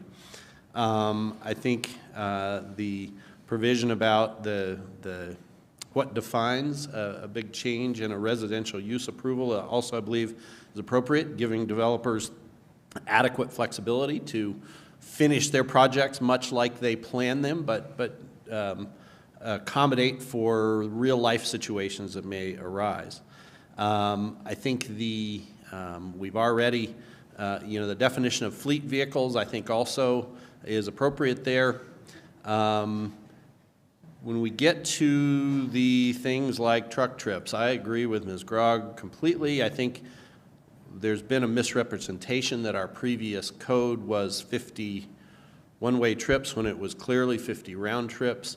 Our proposal in this revision to the Land Development Code is to reduce that. I think that's being sensitive to the community's wishes, and yet should not place a burden or put somebody out of compliance. I think the definition of a truck using the Class 5 is appropriate. You know, I think of my own little retail business. We sometimes do 300 or 400 transactions in a day. Every one of those is somebody driving in and out. I also frequently am a customer of a plumbing supply house close by locally. I got to think they do several hundred transactions a day, looking at how busy they are compared to my own business.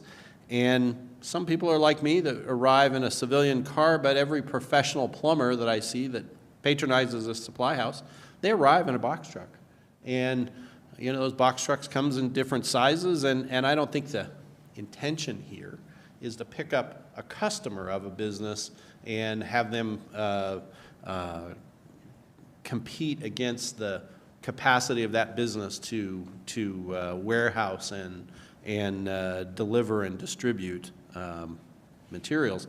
I think that, as community development directors accurately described, that happens when a business is planning to open up and their traffic study tells the story of who's going in and out, regardless of what they're in. So I'm comfortable with the city's staff's provision here for the Class 5 and higher. I think that was a suggestion I made way back in the spring when we first looked at this, and I think it's, again, for the community that's concerned, this is a measure that goes a long way towards what you've requested, maybe not all the way, but again, we have lots of constituencies to think about here. We have to think about our business community that's in operation, that needs to be able to stay in operation. Lastly, the call-up provision, as my motion stated, I would not be in favor of the Planning Commission weighing in on those call-up provisions. I think even an applicant who's administrative approval gets called up is going to want as quick a decision and as definitive a decision as they can have, and that only comes from City Council. That doesn't come from the Planning Commission anyway. And so again, that's my my logic for that. So for those reasons, I will be voting for this motion and hope that we can amend our land development code in this way. Mr. Mormon? Thank you, Mayor. I would like to make request a friendly amendment that we approve the motion before us with the one exception that we not make the changes with regards to the definition of trucks and truck trips, and I probably need help with the city attorney on this section, but can I explain my intent? Mm-hmm. Yes. My intent is that I really am feeling, as I stated earlier, I don't feel like we have sufficient enough information to make this call tonight, and I think I really appreciated Councilmember Pfeiffer's questioning around our current companies and knowing that even the changes that are being recommended today, we don't know what the impacts are going to be on those companies. So I really feel like before making any changes moving forward, I would like to know what the impacts are going to be, both on the companies, but also, as I stated, on our roads. So that would leave it at Class 7? Well, I'm requesting we not make any changes until we have further information, correct? I believe that's what you're asking. I can get you that section number. I believe what Mayor Williams is pointing out is that in the interim, while we're bringing this back to you, what we're leaving it at is the round trips. So we're at the equivalent of 100 single trips, and also we're leaving it at Class 7 for the definition or for what we would consider to be count towards those truck trips. So as long as you're aware of those consequences, if you'll give me a minute, I can get you the section that we would be withholding. So thank you, I appreciate that. That really helped. So I think I would be supportive of moving forward, changing the from round trips to one-way trips, so we can keep that that change. But what I'm struggling with is where we define what trucks we're talking about. I can absolutely get you that information. One other thing to consider too is that we could always bring back additional information. There's nothing that would prevent council from making another amendment down the road. And in the interim, you would be moving the definition of trucks from a Class 7 to a Class 5. So it's just something to think about, but if you'll give me just a second, I can get you the section information and we can formulate that. I assume you're going to propose a motion to amend the motion? Yes. Correct. Okay, just Unless a second. Mr. Marriott Well, and just to clarify, I wouldn't be accepting that as a friendly amendment, but you're certainly welcome to propose it as an amendment to the motion, and we can vote on it separately. Yes, appreciate that.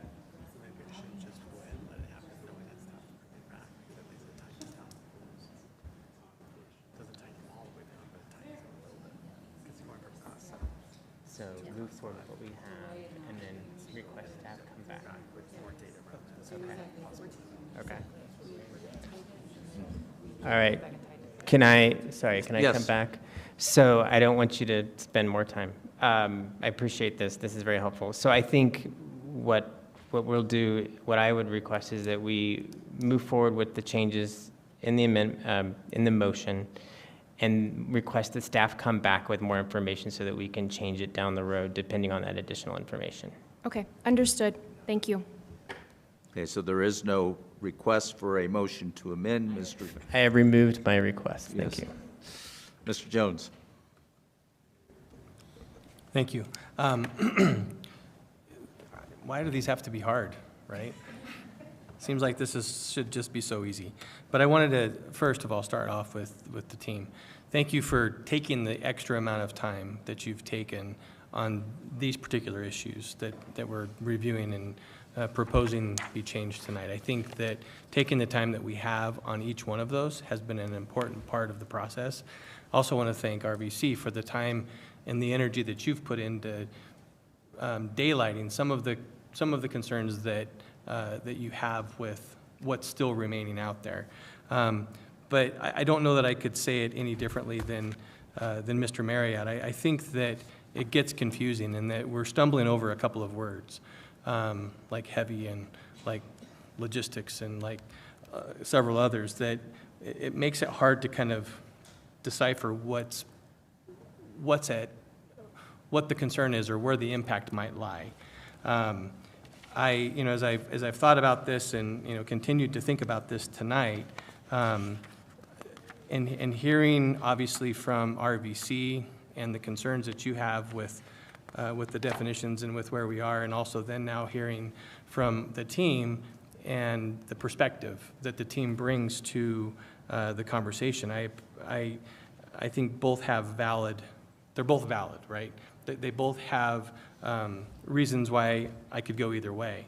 But the reality is that I believe that the team has done the best job possible to find that compromise and find a space where we can operate inside the rules for someone who may come into the city and present or want to do business with the city in one way or another and bring industry into the city. And so, again, it's confusing because there's ideas around how it should be or could be, but I think that the compromise that the team has put forward is one that I will support. And so I appreciate the fact that you've done that. Doesn't dismiss anything that RBC has done or said, but I think that this puts us in a good place. And to Mr. Mormon's point, that if we learn something new or there's another opportunity for a conversation, I'm certainly open to that. But for what's been presented tonight, I will be voting in support. Mr. Fiver? I know I'm a little out of order, but point of clarification on the call-up, will there be a public or a community meeting on those? I didn't catch that. I guess I don't understand the question. Well, so when they're meeting with you, or when you're going through an administrative review or whatever, I'm assuming they've had a community meeting. A neighborhood meeting is required. Yeah. But when we do a call-up, we're not going to require it there.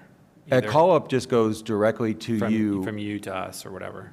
Yes. So the way that the process works is that you'll be notified that an administrative case has been decided and that it will then be told to you, and then at the next available business meeting, a majority of council needs to decide whether or not they want to see that. And if they say, no, we don't want to see it, then the approval stands. If they say they do, then we'll schedule it using the proper public hearing notification process to get to you. Perfect. That's what I needed to know. I agree with a lot that's been said. I think RVC's done a great job, and I don't think we would have had this conversation without you all being involved, to be honest with you. I mean, at least you brought it to light, and we do have to find compromise. I will say that just because other communities don't have these rules in the weeds doesn't mean we don't want them.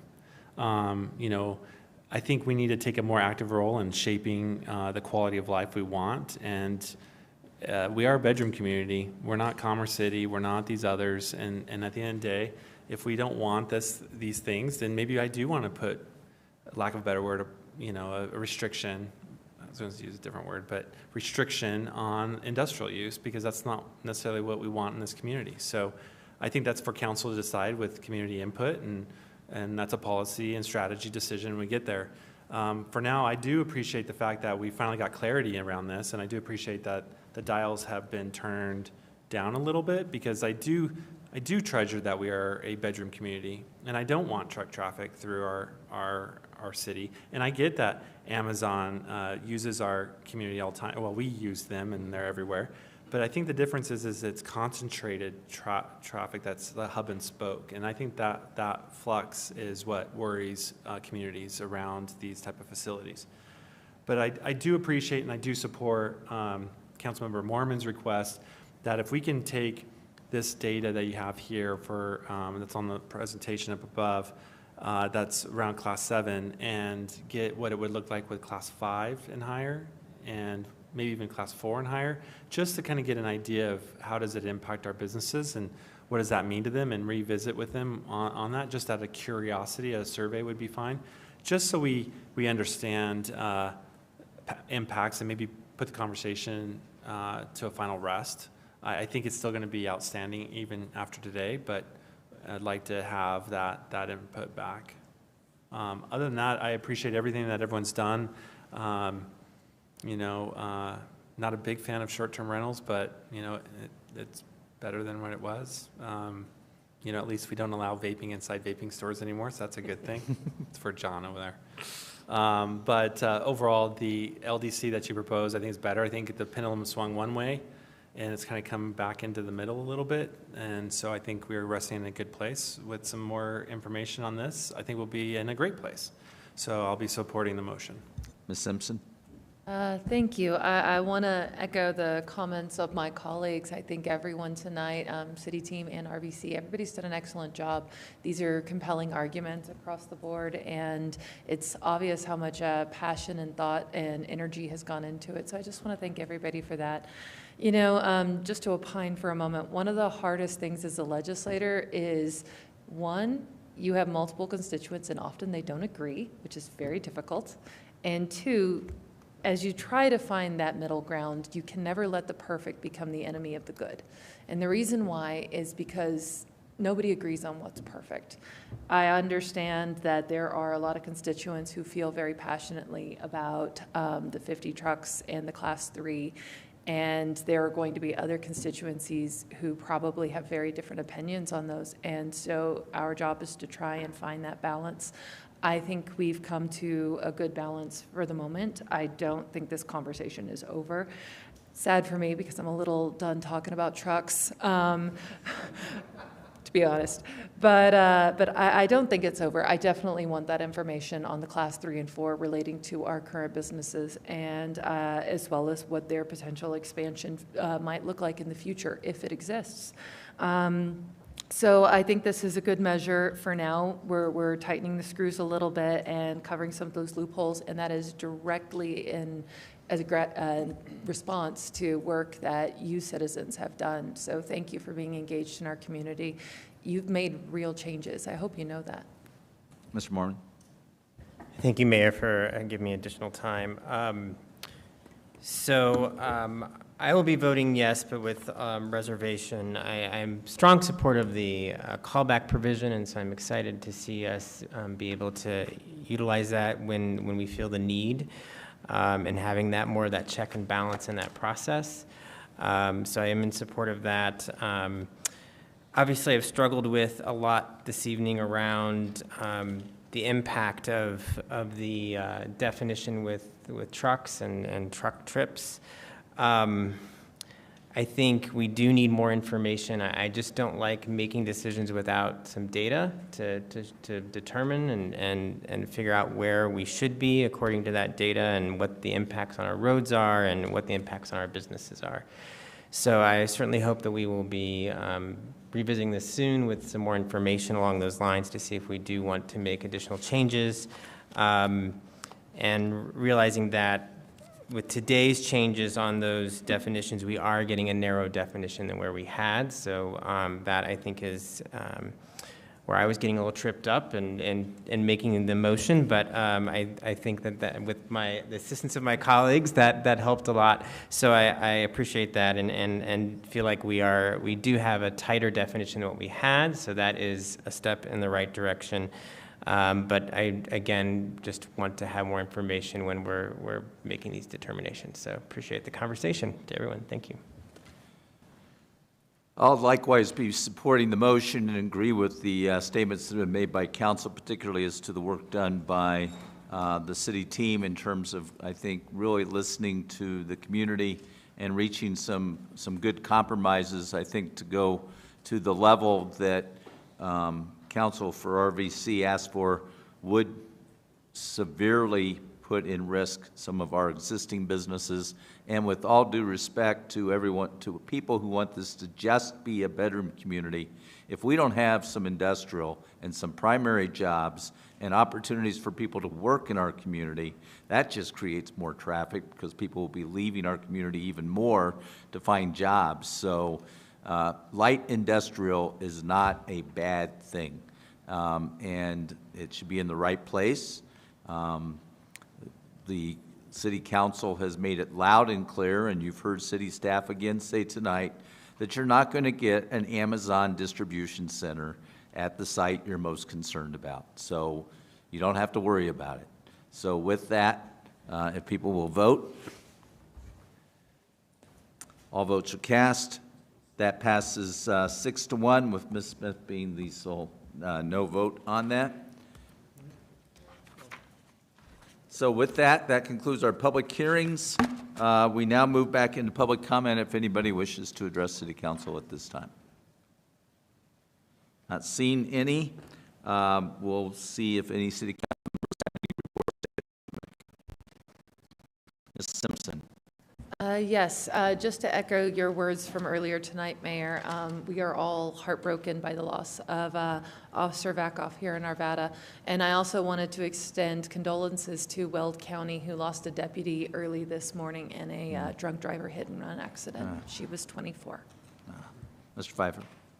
I just want to share my condolences to the young boy that died on Candelas Parkway this weekend. It's a tragic event, and I know there's a lot to go around that, but I know the city staff and team are trying to figure out safety and if there's any opportunities to improve with CDOT. There's a whole bunch of discussions going on, but it's tragic, and my heart goes out to the community up in Candelas and the family. Thank you. Mr. Mormon. I too want to express my condolences in both the loss of Officer Vakoff and the young boy in Candelas. It's been a really hard week for all of us. So, but I believe in our community. I believe in how we support each other, and I know that we can come back together and find solutions to these challenges that we face. My one report is from the Rocky Flat Stewardship Council. We met this morning in our bi-monthly meeting, and really quick, the two items. One is the City of Arvada, put in a request, a letter to the DOE, Department of Energy, that we have air monitoring at Rocky Flats, and that give us a baseline for when fires occur. And I know that the city of Broomfield has also submitted a similar letter, and I was told today that there are other members of the Rocky Flats Stewardship Council that will be submitting those letters. I was also told that DOE will be getting back to us with a response soon and looking at meeting sometime in November with the parties to discuss how we can move forward on that. So I'm hopeful that we will look at some air monitoring for Rocky Flats. And then my second announcement related to Rocky Flats is there's an increase concern around PFAS and PFOA, those chemicals that can be very detrimental to health, and we're just beginning to understand what those impacts are on our environment and our health. And we know that there can be considerable amount of that in Rocky Flats, and so this has been a new issue that's coming up, and we will be in conversation about how to better monitor and potentially reduce those impacts, especially in groundwater and surface water. Thank you. Mr. Jones. Yeah, I too just wanted to offer my condolences to the family in Candelas and the Candelas community, and quite honestly, the city of Arvada. But mostly, I wanted to the two gentlemen, to our police officers who are in the room with us tonight, just wanted to thank you for being at work today after a really, really hard week last week. And to the entire Arvada Police Department, it's amazing the resilience that you have, and I really appreciated the comments of the chief and your resolve to continue to protect our community, because that's what's most important. And just know that however we can support you, however I can support you, I can't speak for them, but I think I can. However we can support you, we will. We appreciate your efforts every single day in kicking off the covers and coming to work for us. Thank you. Thank you all for your comments. I made mine at the beginning of the meeting. Mr. Devon, you just have 2 more meetings with us. Are you going to give us something easy for at least one of them? Well, no. The next Monday, we will be presenting our budget presentations. Our work system leads will be presenting their areas and summarizing the $359 million or so worth of public resources that we will be asking for you to approve. And we also will, I'll provide some introductory comments, and then our incoming city manager will wrap it up after the work system leads do their presentation, and we look forward to that presentation to you. And I would really request that every city council member read Mr. Devon's budget submittal letter, because he put a lot of time and effort into it, as he does every year, and it really hurts his feelings if we don't read it. So, Ms. Morris? Nothing from me, Your Honor. Okay, very good. We stand adjourned.